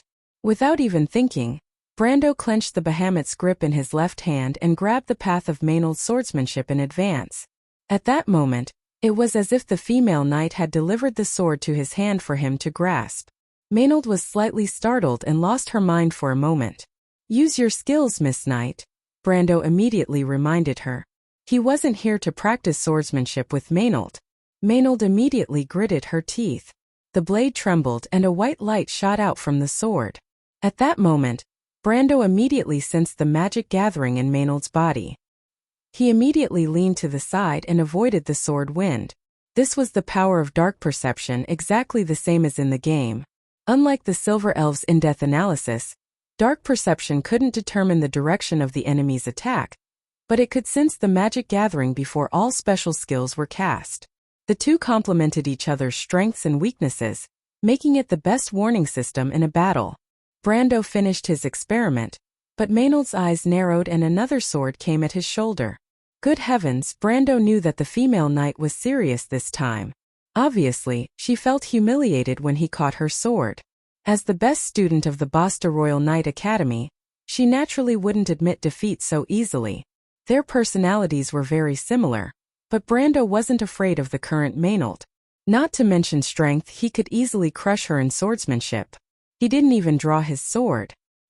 He blocked with his left hand, and then grabbed Maynard's sword hand with his right hand. In his imagination, this grab would naturally make the opponent lose the ability to attack further. But he didn't expect Maynard to be so decisive. Her right hand was controlled, so she immediately threw her sword away. At the same time, her left hand grabbed the falling sword, and with a cold face she stabbed it at Brando's abdomen. Left-handed sword. Brando hurriedly let go of the female knight's right hand, but instead of retreating, he moved forward and pressed down on Maynard's left hand that was holding the sword. But it was at this moment that the Bahamut's grip on his left hand determined that this was an attack or defense action. So an unexpected scene happened. Crimson Blessing, the special effect of the Bahamut's grip, the fire shield was activated. A ball of flame exploded between the two. Brando was fine, but the armor in front of his chest was slightly blackened. But Maynard, who was wearing the Erewhon military uniform, was miserable. The front of her upper body was directly burned, and her snow-white skin was immediately exposed. Even under the charred holes in her underwear, a towering round curve was faintly discernible. The two of them froze. At least Brando only had this thought in his mind at that moment. "Turn your head," Maynard said coldly. Brando hurriedly rubbed his nose and turned his head, feeling a little dry in his mouth. "Let go of my hand." "Give me your cloak," Maynard said calmly. She didn't turn around because there were many other people there. Although the noble private soldiers under Count Audine and the officers of the Royal Knight Academy hadn't noticed the unforeseen event here for a while, Brando did as he was told. He took off his cloak and handed it to her with his eyes closed. Maynard calmly wrapped herself in the cloak, then looked at Brando and asked, "Mr. Brando, are you really the son of Lord Darius?" Brando didn't know why this lady knight suddenly asked this, but it couldn't be better if she didn't pursue the matter. "I'm not too sure, but I don't think the Shire would lie to me. Your swordsmanship was taught to you by your grandfather?" "No, of course not. I learned it from other players." But of course Brando wouldn't answer like that. Otherwise it would really be hard to explain. He thought for a moment and nodded. Maynard glanced at him and nodded. Then she picked up her sword from the ground and turned to leave, leaving Brando standing alone in the rain. He was completely relieved. "Mr. Brando, you're so lecherous." Orthless looked at him curiously. "By the way, did you do the same thing to the Wind Empress? Otherwise, why would she be so angry with you?" Brando just remembered that there was a peeping girl beside him, but this question was a little tricky. If he dared to do such a thing to the Elven Queen, he would have died without a burial place. So he glared at her fiercely. "Child, go away. I'm more than 1,000 years old." The elven girl suddenly became proud. "Compared to me, Mr. Brando is the child." "Damn, now you're thinking of this?" Brando suddenly felt that this girl was a little bit unbeatable. He couldn't be bothered with her and went to check William's body. He thought that no matter how unlucky he was, he couldn't be more unlucky than Maynard. In the end, he really did find two pieces of equipment that didn't have mana dissipation. One of them was a cloak, the Cloak of Flame plus 15 bloodline plus 3 defense. He was willing to bet that Williams didn't even know that this cloak had bloodline bonuses. He must have taken a fancy to this cloak's defensive ability. In fact, this was a very common phenomenon in the world of Wound. Because NPCs couldn't see the attributes of the equipment, they would often make judgments based on the surface ability of the magical equipment. Only a few great scholars like Tullman could carefully analyze all the effects of a piece of equipment. This process was called appraisal in the game. But for normal equipment, players didn't need to appraise, except for a few special equipment. This was probably a benefit for the players. The other piece of equipment was also a wizard's item. It was a gold-ranked staff with plus 32 constitution, which could summon 2 gargoyles and increase one's magic power. This staff was limited to gold-ranked wizards. Unfortunately, only the Shire under Brando's command could equip it. But the Shire was a card creature, so it couldn't equip items in the real world. Brando didn't know that Williams would carry this item with him. He could only guess that it was a spoil of war. It was not a surprise to him that he found 2 items that were used by wizards. In the game he couldn't find what he wanted for many years, so he was called the friend of the wizards. His senior sister often joked to outsiders about this. Sophie is her best friend. But this kind of praise was unnecessary. Brando couldn't bear to look back on his miserable past. After sorting out the spoils of war, there were a total of 11 blazing longswords, the Ring of the Wind Empress Orthlis's version, Firefly, the Flaming Cloak, and a gold-ranked staff. There was also something that Brando didn't expect. He immediately recognized that it was a fragment of the flaming blade Odorfice. It should be the middle part of the broken blade. The fragment was as bright as a mirror, but there was a dark red flame pattern on it. When Brando found this fragment from William's corpse, the soul of the flaming blade that was bound to him immediately vibrated. Brando didn't feel excited at all when he got this fragment. He only felt that it was a big problem. Cruz's people couldn't leave the flaming blade in Erewhon. If this matter wasn't handled well, it would be a situation where one of them would die. Just as he frowned, he saw Freya running towards him from the rain. "Brando! What's wrong?" Brando put away the fragment of the flaming blade and raised his head to ask. He saw Freya's nervous look and couldn't help but feel a little strange. At this time, the royal fleet of Erewhon shouldn't have killed Cruz's people so quickly. Could it be that they had encountered a new enemy? Impossible. Brando didn't think that Cruz's people would dare to continue to increase their troops, just like he didn't think that the Northern Coalition army could regroup in a short time. Someone came. Freya ran to his side and answered while gasping for breath. He did not know how far she came from. Someone. Yes. The girl from Bucci nodded quickly. Who? It's Archbishop Wood.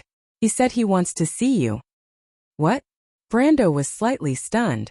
He just thought of trouble, but he didn't expect it to come to him so quickly.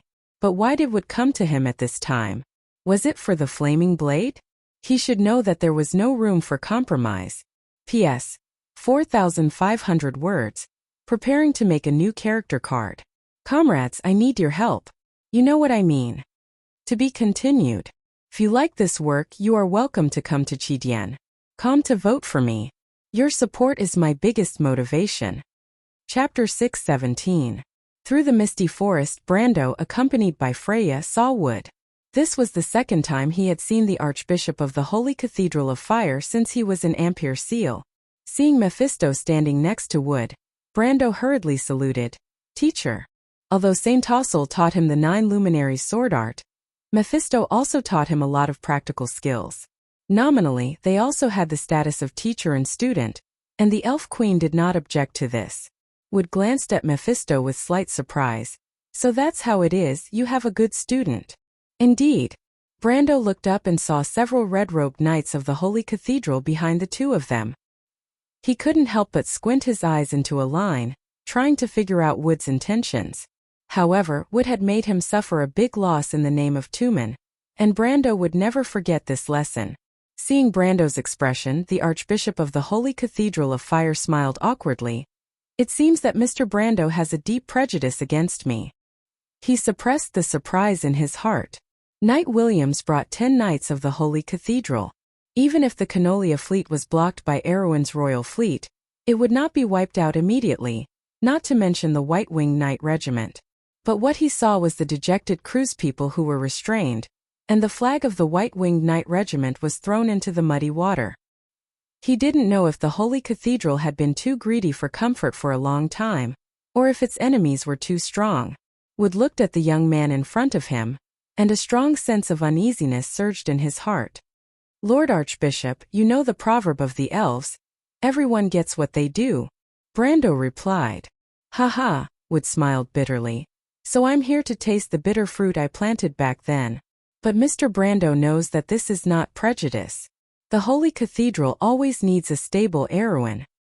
So you chose the nobles of the north? Brendel's eyebrows were raised in an aggressive manner. Wood was right. From the standpoint of the Cruz people, there was no need for him to put himself in the enemy's shoes. He was not so kind. Whether it is the Cruz people or the Erewhon people, they are all descendants of the Flame King.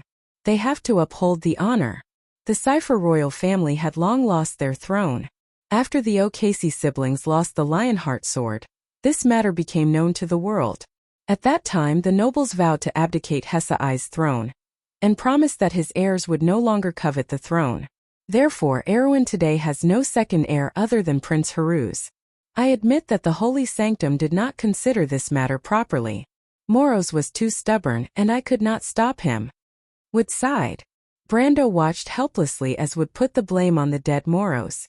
Wood was different from Williams. He was a typical pragmatist, but the other side said so, which was already a concession. This made him feel a little vigilant because the Holy Cathedral of Fire's compromise was almost unnecessary.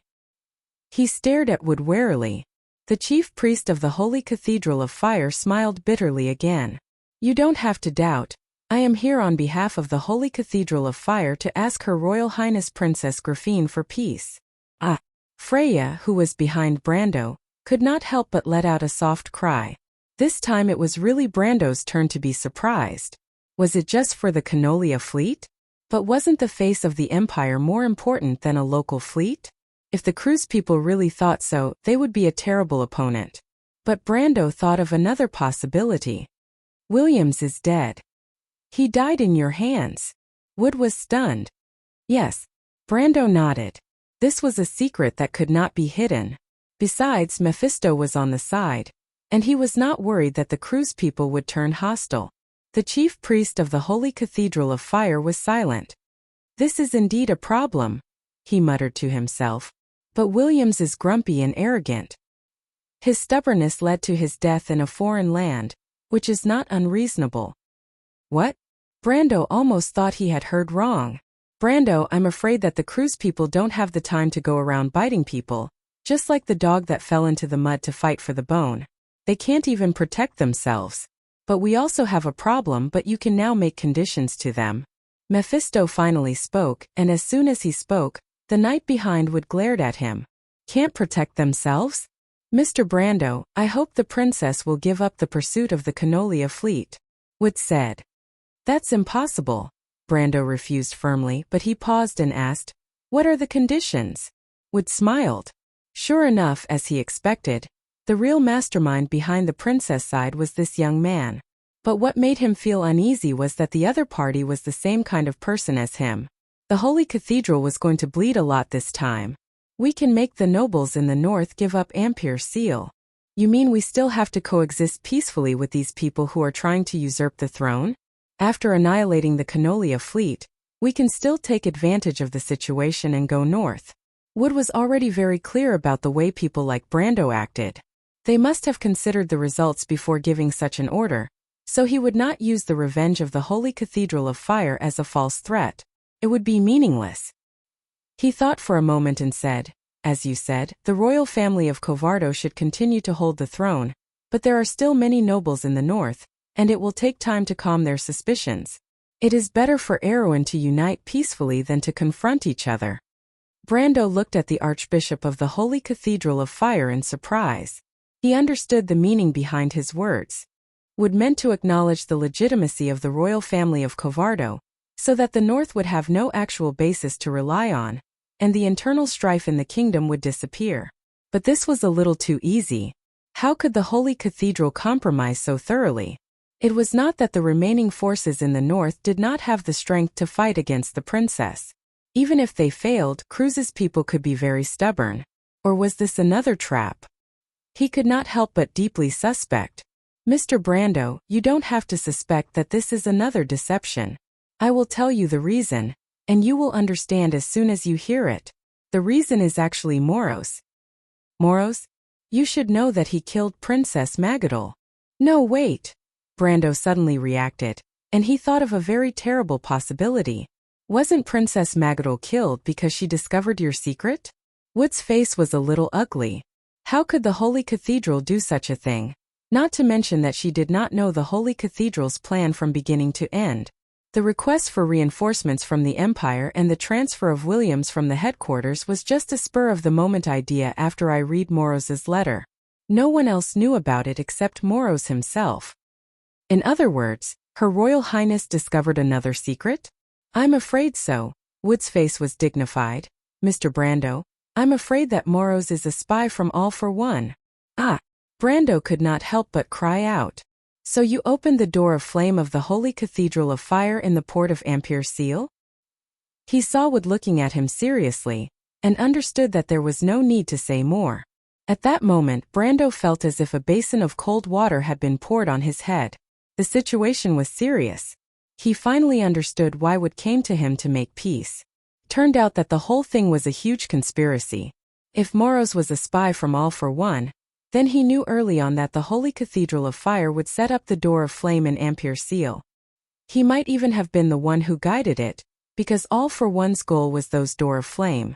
The Door of Flame was a huge teleportation circle, and the core of the teleportation circle designated the destination of the teleportation. But the teleportation circle itself had no intelligence, and it could be used to connect to other places with slight modifications. For example, the Devil's Lair, the Sulphur River. Brando suddenly felt a chill down his spine. Brando, the Roman said that she found a trap and she wanted to help you. That was the first thing Amandina said to him when they met. He thought she was talking about the Holy Cathedral's trap and was angry at her childishness.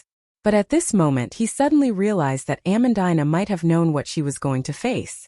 She knew about the conspiracy that he did not know about. For the first time, Brando felt extremely uneasy, and even had the thought that he might lose the lovely person who always stood by his side fearlessly. Once this thought appeared, it could not be suppressed, and made him feel even colder as he stood in the rain. Since Butchie, Brando knew that at least one person in this world would be with him forever. He could pinch her face without restraint and call her an idiot, and she would frown at him and throw a tantrum. But he would never forget the promise, the words she said to him that night. "Why don't you go over?" Amandina seemed to still be sitting on the rock, holding her bag with both hands on her leather skirt, and a pair of round-toed leather shoes swinging back and forth in the air. "They don't like me." "Why? Auntie and I are weirdos in their eyes, and no ordinary girl wants to be a merchant. So it's normal that they don't like them." "I've never seen them. Auntie has been by my side for as long as I can remember. Auntie said, 'Little Roman, when you grow up you have to repay Auntie. So that's why you want to be a merchant?'" "Yes." "What a strange idea." "It doesn't matter." From that moment on, he knew that he had fallen deeply in love with that strange girl. That was because they had some similar characteristics. He was also a strange person in the eyes of others, but the two of them had the same goal. She wanted to be a great merchant, and he wanted to save Erwin in his heart. These were strange goals that ordinary people could not imagine, but it didn't matter. As long as they agreed, it would be fine. Brando Roman, Freya also reacted. This simple-minded girl from the countryside of Butchie had worried about her best friend even earlier than Brando. But Brendel gave her a reassuring look, although his heart was also cold. "Archbishop Wood, do you think that All for One can control those doors of flame?" he asked, still holding on to the last bit of hope. "Mr. Brando, there's no need to guess. We lost them before we came here. All for One connects them to the underground of Georgandy Ridge, and you should know where that is." "The Sulphur River," Brando replied through gritted teeth. "So what am I supposed to do? Give the order to stop pursuing Canolia's fleet, and then turn around to fight the demons of Georgandy Ridge, here on Aween's soil?" He could not help but curse. "Look at what you've done, Kurlet's bastards. What bullshit Holy Cathedral of Fire." This was the first time Freya saw Brando so angry, and her face was pale with fright. The last time was in Fortress Reden, but she was not there. "Well said," Mephistopheles replied. "Now that's more like a man." Wood was speechless. It was an indisputable fact that the Holy Cathedral of Fire, and even the 4 holy cathedrals, had been infiltrated by the cultists. It was just that the situation had never been as out of their expectations as today. This time the Holy Cathedral of Fire had really lost a lot of face. Even more than when Cruz's fleet was defeated by Brando. "We will fight side by side with you." That was all he could say. Brando snorted softly. He did not trust these Cruz people at all. If he had known that Moros was All for One's spy, then he might have guessed the other party's plan the moment he saw those portals. It was a pity that Moros missed this opportunity in history. There was no war in Ampere Seal, and Cruz's people did not build the Door of Flame in Erwin until after his term. Later, Moros returned to Cruz, and Brando also went north to Saint-Tassol and Fanzin. Later, some news about the Holy Cathedral of Fire gradually faded from his memory, and he would forever miss the opportunity to identify Moros. "Well," Brando finally said, "I will persuade Her Royal Highness to give up chasing the Canolian fleet, But you must also persuade the Northern Coalition Army to join our camp. If things are allowed to develop, you know better than me what will happen near Ampere Seal." He then pointed to Wood and said, "I hope Lord Archbishop remembers what you said today, or you will regret your previous words and deeds." Brando's heart was burning with anger, but now he was only worried about the safety of Romaine. If the Roman were to suffer even a little bit of damage in Ampere Seal, he would definitely make the Holy Cathedral of Fire pay the price. This was by no means an empty threat. When he turned around, Wood vaguely heard Brando mutter, "I hope the number of demons sent by All for One is not too large." The Archbishop of the Holy Cathedral of Fire seemed to be stunned for a moment before he reacted. "This young man seems to know too much. PS 4000. Also, thank you for the character form. I will use it as a blueprint to check it myself to make a character card. This will make it much easier for me. Thank you very much. Also, today I will put up the second group's log. To be continued. If you like this work, you are welcome to come to Chidian.com to vote for me. Your support is my biggest motivation." Chapter 6:18. The invasion of the demons quickly became the most serious situation at the moment, and everyone knew the weight of this news. Would hope that the princess could first release the captives of the Holy Cathedral of Fire, and let the Canolian fleet recover at least some combat power to deal with the coming war with the demons. But Brando did not immediately respond to this request. Time was tight, but it did not mean that he needed to give up the previous victory. The war took a break and both sides needed to rest. The demons could not appear in front of them immediately. These creatures from the Sulphur River would also be hindered in the heavy rain. Before that, even in the worst-case scenario, he had more than 10 hours to negotiate with the Cruz people. Brando's request was very simple, but it was also a bit of an exorbitant demand. The Northern Coalition Army should return all the captives belonging to the princess, including His Royal Highness the Little Prince. After that, the Holy Cathedral of Fire had to bear all the losses caused by this war because Brando believed that the northern nobles started the war under their instigation. He did not care whether the truth was the case or not. This included the compensation and trade compensation agreement. Of course, the compensation was done privately in order to take care of the face of the Cruz people. Brando could still meet this small request. After all, he only focused on the practical benefits. The trade compensation agreement was a compensation method proposed by Brando. On the surface, it was a trade preference of the Cruz Empire for the Erewhon Empire. But in fact, there were many detailed conditions, including two important technology transactions: the drawings of the magic transmission device and the manufacturing technology of the Empire's Dreadnought-class battleship. This was simply blackmail. Seeing these two conditions, the expression on Wood's face was as dark as the dark clouds outside Ampere Seal. He did not say a word and just left. Then he sent an envoy to negotiate with Brando. The envoy simply claimed that if Brando did not cooperate, the Holy Cathedral would give up on Erewhon, and Cruz people would lose a little face at most. But the best outcome for Erewhon was a great loss of vitality, and the worst outcome was undoubtedly the destruction of the country. If these words were placed in front of other Erewhon nobles, it would undoubtedly be a huge bomb. Even the princess would be shaken by these words. However, Brando just smiled and ordered Mephistopheles to throw this guy out of the camp. What a joke. He was well aware of the Holy Sanctum's weakness.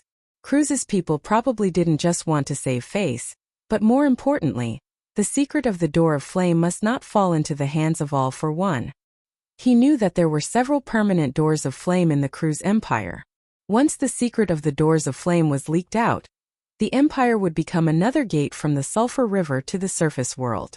With this secret in hand, Brando naturally wouldn't compromise easily.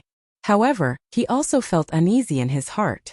If that old fox would really dare to bide his time, Brando was afraid that he would have to take the initiative to compromise with him.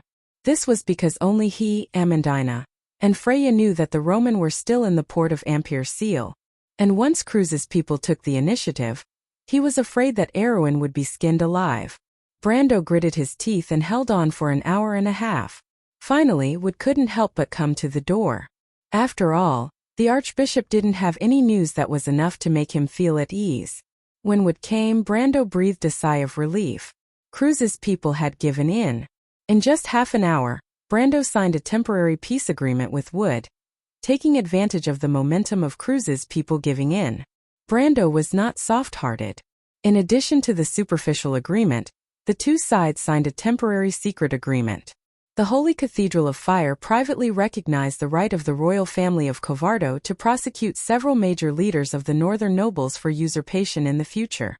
This included the right to dispose of Duke Cipher, Marquis Balta, Count Vitokin, Marquis Yoakum, and others. However, this second clause was not brought to the surface. First of all, now was not the time to shake the confidence of the northern nobles. Second, the archbishop had already discovered that Duke Cipher, Marquis Balta, Count Vitokin, and Marquis Yoakum were nowhere to be found. Presumably, His Royal Highness Prince Haruz had also fallen into the hands of all for one. Therefore, even if the Holy Cathedral wanted to fulfill this clause, they did not have the ability to do so for the time being. After meeting all the requirements, Brando naturally agreed in principle to return all the captives of the Holy Cathedral of Fire, including the 7 knights of the Holy Cathedral, the White-Winged Knight, and the other captives of the Canolia fleet. After all, these people would also play their role in the war, and could be regarded as Brando's coolies. Although Cruz's people might not think so. At the same time, in exchange for a second, more important agreement, Brando also took a step back on the original technology transfer agreement and changed the latest type of magical transmission device to a blueprint that was not more than 10 years behind, and the battleship manufacturing technology was also changed to frigate manufacturing technology. But even so, Brando still left a trap. Because his original target, the Knight, was the design of the Cruz Empire's new frigate. The Cruz battleship pursued firepower and armor, which was cumbersome and unpleasant. He preferred the Wind Elves' new type of battleship, but the Cruz's new frigate was a design stolen from their old enemy, the Hazel people, but it was extremely brilliant. After all, the Hazel people were one of the best magicians in the world of Wound. Unfortunately, although Wood was a respected archbishop and the most talented senior of the Holy Cathedral of Fire, he was not a technocrat. Most of the nobles who followed the army of the Holy Cathedral of Fire were unlikely to bring along master craftsmen. So in the case where everyone was unaware of the trap, Brando naturally tricked them cleanly and ruthlessly. In the end, the two sides exchanged captives and reached a preliminary settlement. Brando did not intend to let the two armies that had just killed each other a few hours ago merge together to fight against the demons. This was undoubtedly a fantasy, so he simply let the Northern Coalition army stay in the Buñuel area, while the princess's army and Anthony's army were directly stationed in the Mar Highlands. This proposal was also approved by everyone. Anyway, the northern nobles were not necessarily willing to stand in the same trench as Her Royal Highness. Then Brando blocked the news of the demon invasion, and did not let any rumors spread among the ordinary soldiers. He only told them that there might be a foreign army from Jorgundy Ridge invading Ampere Seal. Although it was frustrating to have to go back to the battle before they could celebrate after winning a big battle, it was better than having a large number of deserters immediately. He had seen similar scenes before, during the Second and Third War of the Black Rose. Both Austin and the nobles of the royal faction agreed. They knew the virtue of their men.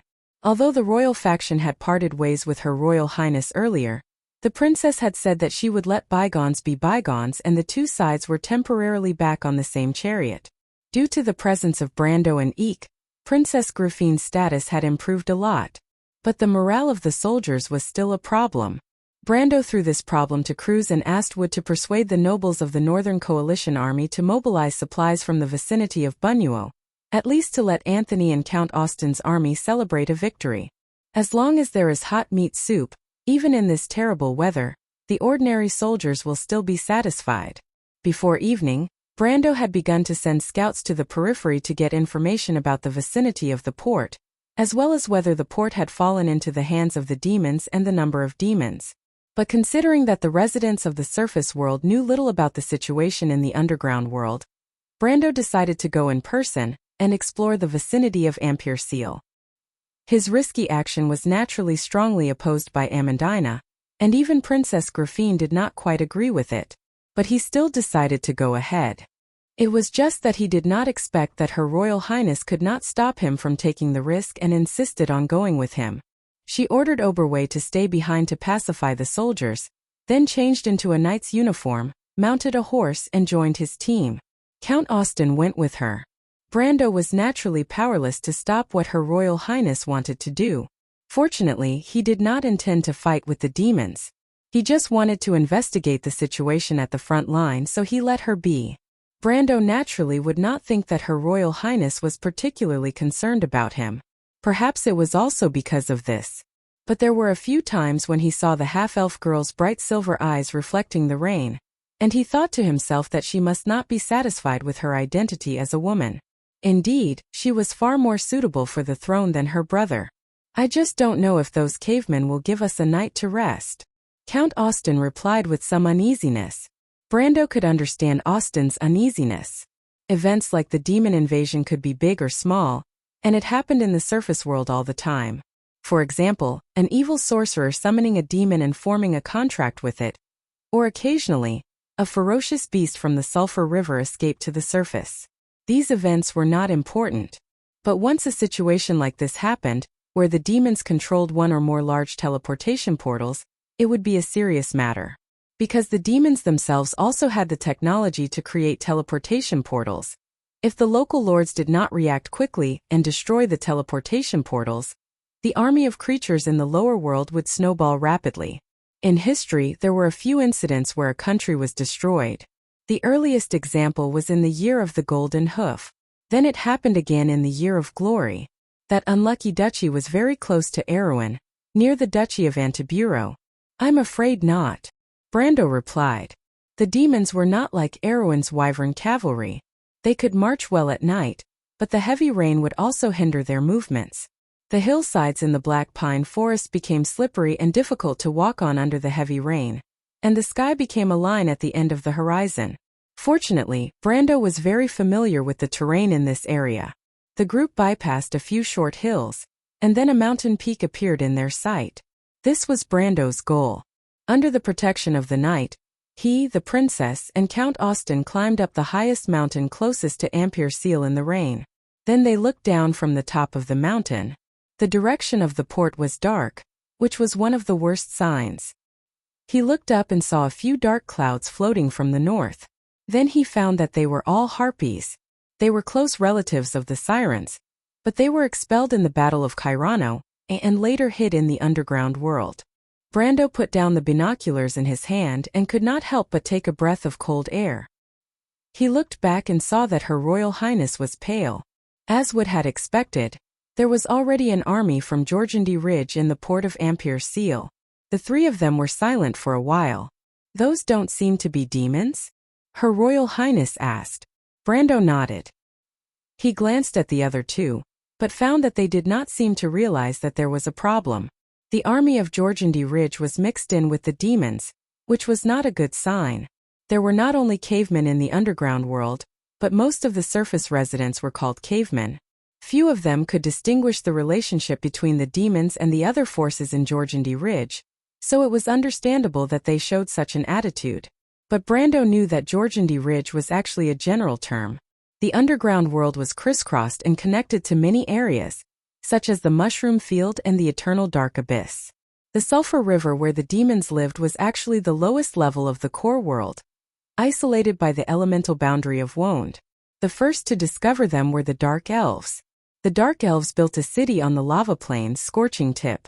Due to the influence of the dark magic, the high-ranking nobles of the city quickly corrupted and destroyed the seal of the elemental boundary. The demons broke out of the box, and the Dark Elven Empire disappeared.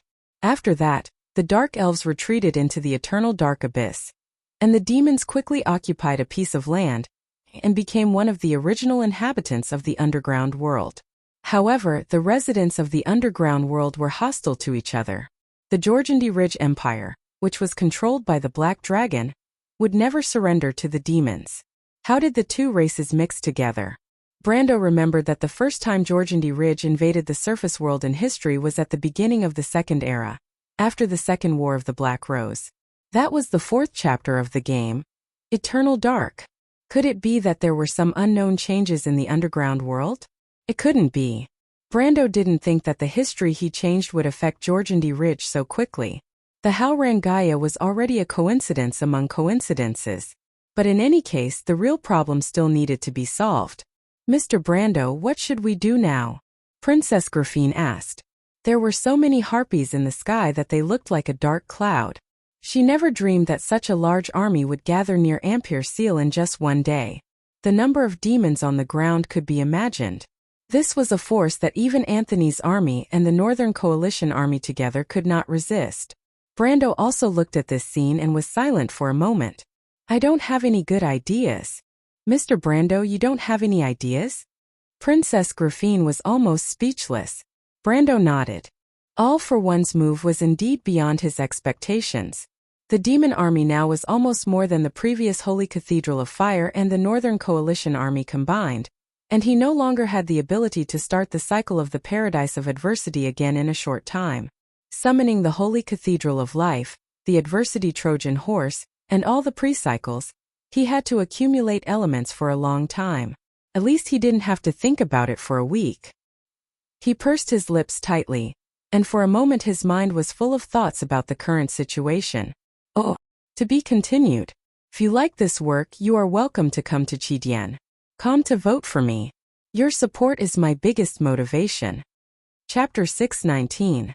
Dark clouds gathered in the north, and the port of Ampere Seal was pitch black.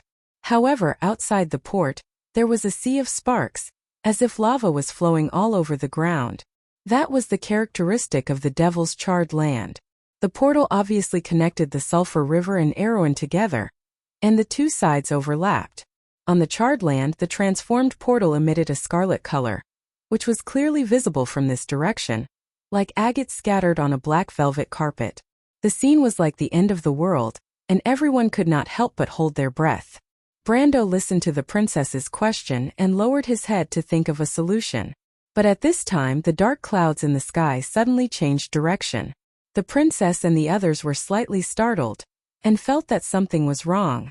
The knight could not help but look at each other, and then subconsciously looked at the young lord beside them. After all, none of them had actually seen the creatures of Jorgendy Ridge, and the one who seemed to be the most knowledgeable was undoubtedly the Lord of Trentheim. Brando came back to his senses. He raised his head and noticed the change in the sky. His face suddenly changed and he shouted, "Quick, cover the reflective things on your body with a cloak." The harpies had an extremely wide field of vision and were very sensitive to light. They also liked to collect shiny things to decorate their nests, which was similar to their winged counterparts. And for the same reason, they could easily catch faint reflections dozens of miles away, which made them excellent scouts. It was obvious that someone's armor reflected lightning that caught their attention. It was also a moment of carelessness that he forgot to mention it to the others. It was probably because he saw the army of Jorgendy Ridge earlier, and his mind was distracted for a moment. Everyone hurriedly wrapped their armor with their cloaks, and then fastened the laces on their collars. However, it seemed that it was a little too late. When they raised their heads, they saw that a few dark clouds in the northern sky had already begun to move southward. Those strange creatures with pairs of wings spread out in groups in the sky, and in the blink of an eye, they had already swarmed over in an overwhelming manner.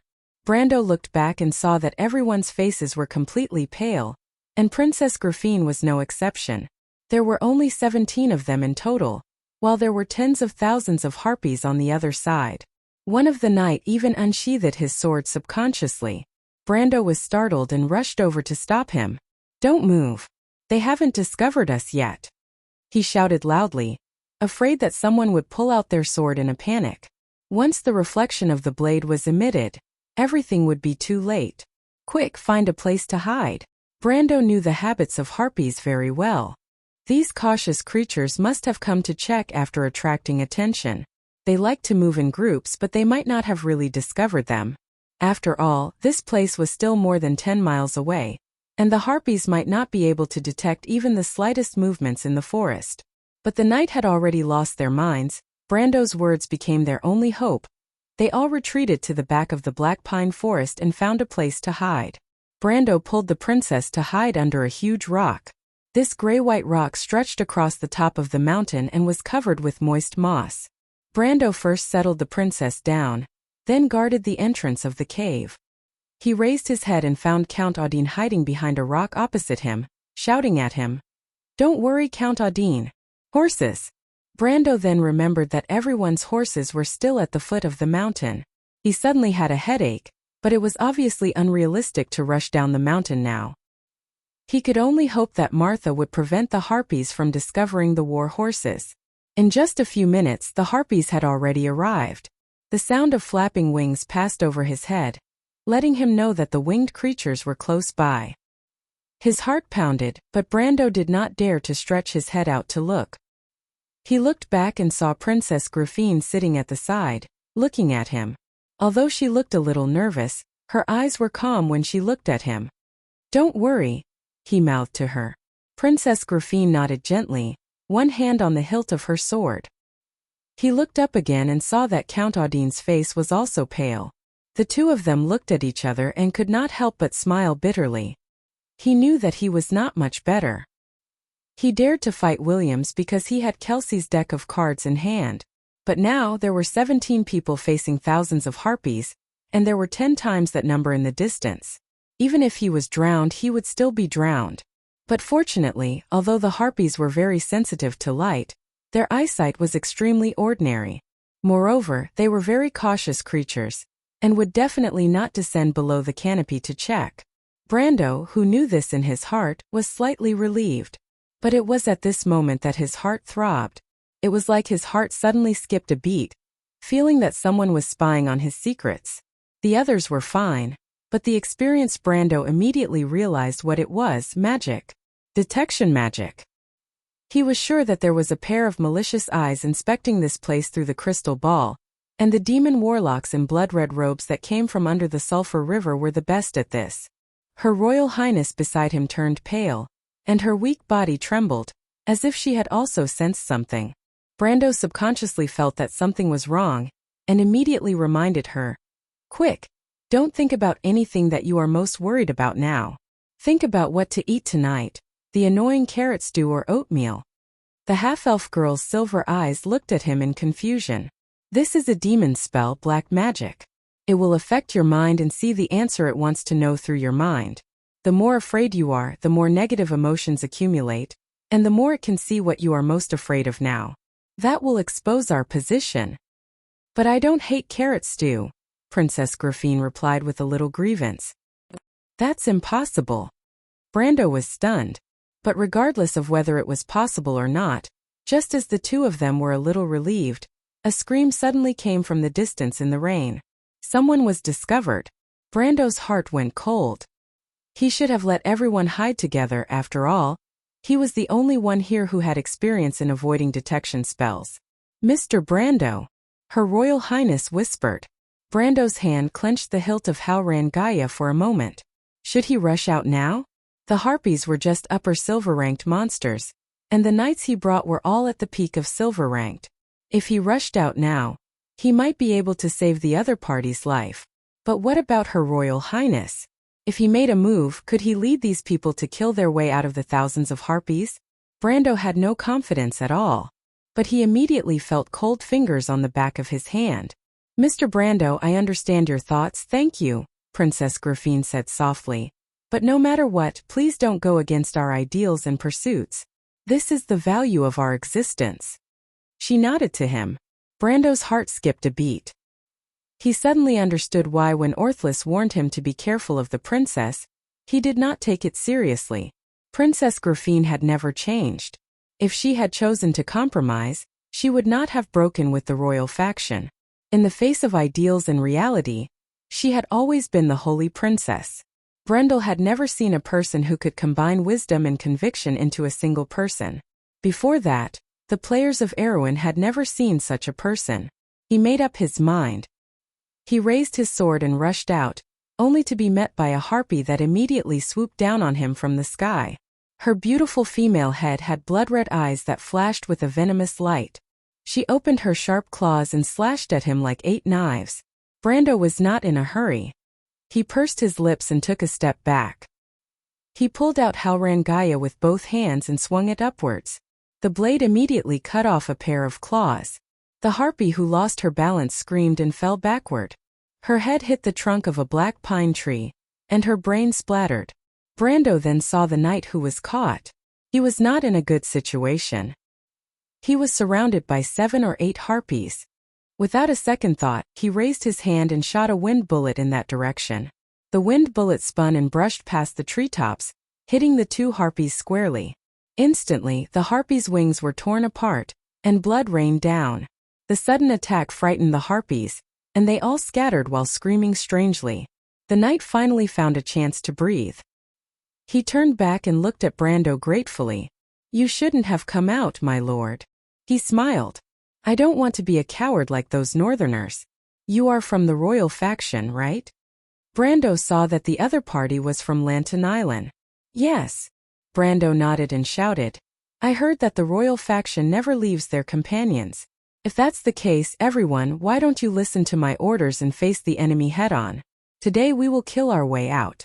These monsters can't stop us." The knight was excited and couldn't help but agree. They all pulled out their long swords and quickly gathered together. Now everyone was exposed to the sight of the harpies. They screamed in the air, but the power of Brando's wind bullet made these cautious creatures not dare to try again. Brando reached out to help the princess. In his impression, this strong-willed princess would stand up on her own. But this time, Princess Griffine put her hand in his and smiled politely at him. Then she used his strength to stand beside him. "Thank you, Mr. Brando," she said softly. Brando heard unreserved trust in this sentence. The harpies began their second round of attack. They fell like raindrops. Brando hurriedly led the knight to retreat. Behind them was a dense forest. The canopy of the black pine forest naturally blocked the attack of the harpies. But sooner or later, they would attack them through the layers of branches. Brando knew that he had to find a way to get down the mountain and back to the horse. The harpies were good at fighting in the air. Their specialty was flexibility, but they were not outstanding in speed and endurance. He had to find a way to get rid of them. The harpies had already descended from the treetops. Brendel looked up and saw that their claws were sharp. They grabbed onto the tree trunks tightly and jumped forward. They were not any slower than flying, and in a few moments they were above Brendel's head. This scene was very similar to the first time he fought with these feathered beasts in the wetland forest near Grey Haven. He subconsciously shouted, "Shoot them down. Try to shoot them in the back." The knight immediately took out the short bows and 4-armed crossbows from their waists and aimed at the monsters. The harpies were terrifyingly agile. They circled left and right between the tree trunks. Almost all the arrows that were shot missed. But the knight soon found the trick. They found that the harpies liked to extend a distance when dodging. With Brando's reminder, the knight in the second round of attack calculated the distance behind the monsters. This time, more than half of the harpies were shot. The knight was excited. "My lord, how did you know? Knowledge is power. The answers to the world are in the scrolls," Brando said casually. This sentence sounded like an enigmatic wizard. The knight immediately showed a look of awe. But this sentence also reminded the princess of the knowledge that Fleetwood had taught her. Wisdom sharper than swords is hidden in the scrolls. This was an ancient proverb in Cruz. It was said that the mages all believed in the same idea. Her hand was tightly held by Brando. She ran forward with all her might, but her heart was calm. She thought to herself, "Mr. Knight is indeed a Danny Lean. He admires the knowledge of the Highland mages so much." At this time, Brando noticed that the experience points of the harpies killed by the knight were also counted to him. 1 harpies gave him 60 experience points. This was obviously the result of the calculation of the penalty for teaming up and the level penalty. But the harpies he killed alone only gave him about 90 experience points. This amount of experience points was nothing to him at the moment. But the key point was that it further confirmed his previous speculation about teaming up. It seemed that as long as they were on the same side, they would be in the same party as him. He just did not know the upper limit of the distance. The group had now passed through half of the forest. More and more harpies were climbing down from the tree trunks in all directions. They did not dare to stop and rest for a moment. If they were even a little slower, they would be surrounded. Previously, a moment of carelessness had already caused 2 knights to be dragged out. One could imagine the fate that awaited them. Seeing that the end of the forest was approaching, there was an open space outside. It was at least 100 meters wide. When they passed through there, the harpies would obviously launch the fiercest siege. In fact, Brando already had some harpies hovering in the sky over there. Brando, what do we do next? Obviously, Count Audine had also noticed the predicament that they were about to face. But Brando looked around and was at his wits' end. Almost none of the cards in his hand were suitable. Even if there were, they lacked elements. He had already summoned the Black Wolf once.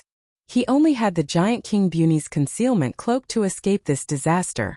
But Buni's concealment cloak could only accommodate 10 people. And it could only last for less than 5 minutes. Everyone hold hands and charge together. Be careful not to be dragged out. Brando activated conflicting aura, and a pale yellow aura array immediately spread out from his body. Most of the knights recognized the signature skill of this Knight of the Templar, and understood what he was going to do.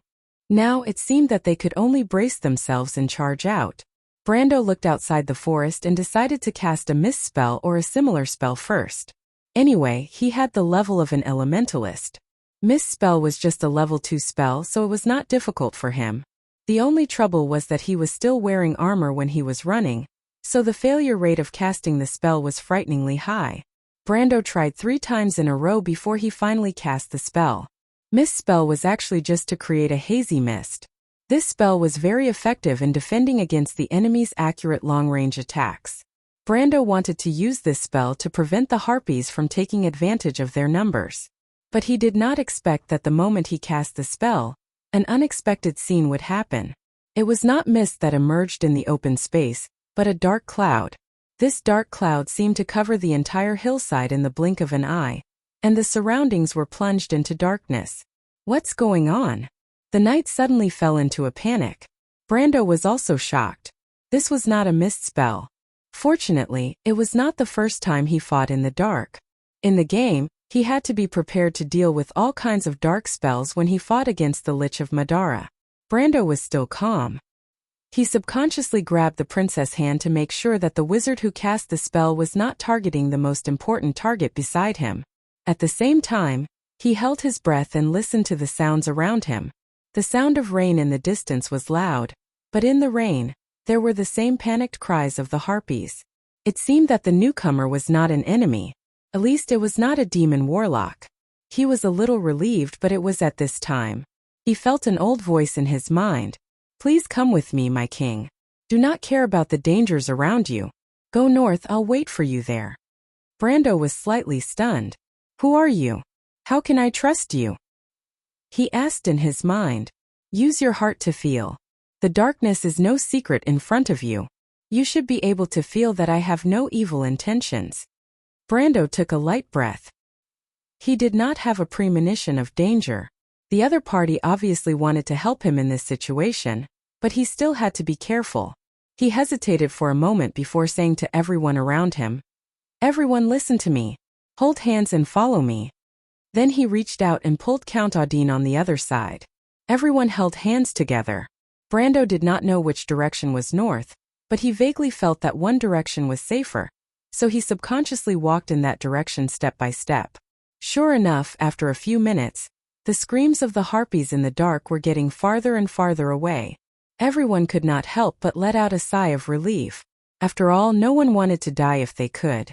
Because of that, the knight could not help but feel grateful to Brando for helping them escape.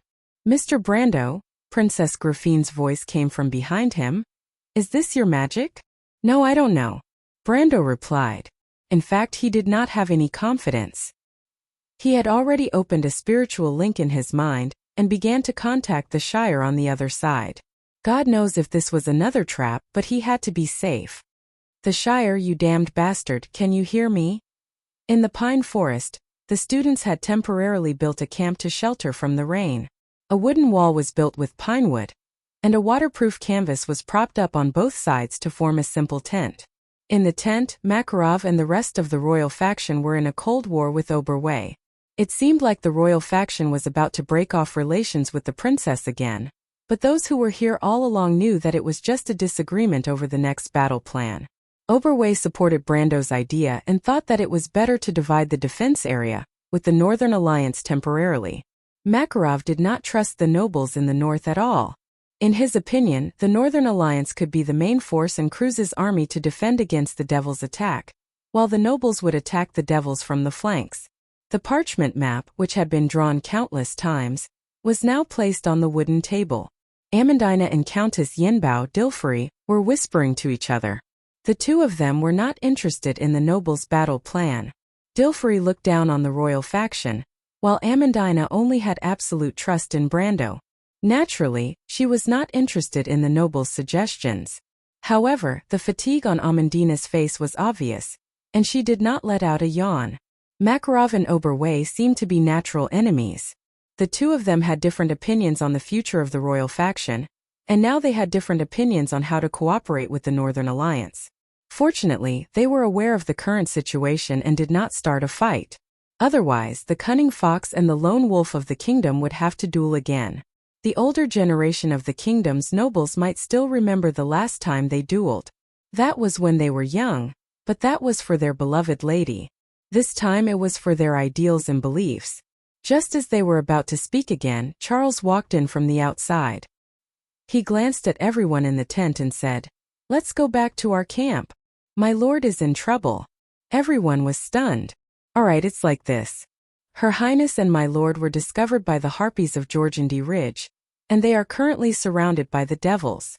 The Shire had to explain again. "What did you say?" P.S. 6,000 words. Speaking of which, there was a small bug yesterday. I changed the 4th chapter of the game into the 3rd chapter. The first 4 chapters of the Amber Sword are: Chapter 1, The Birth of All Things, The Rise of Madara. Chapter 2, War and Chaos, The War Between the Holy Temples. Chapter 3, Ancient Legacy, The Excavation of the Slate and the Beginning of the Slate War. Chapter 4, Eternal Darkness, The Beginning of the Great Demonic Tide. To be continued. If you like this work, you are welcome to come to Chidian.com to vote for me. Your support is my biggest motivation.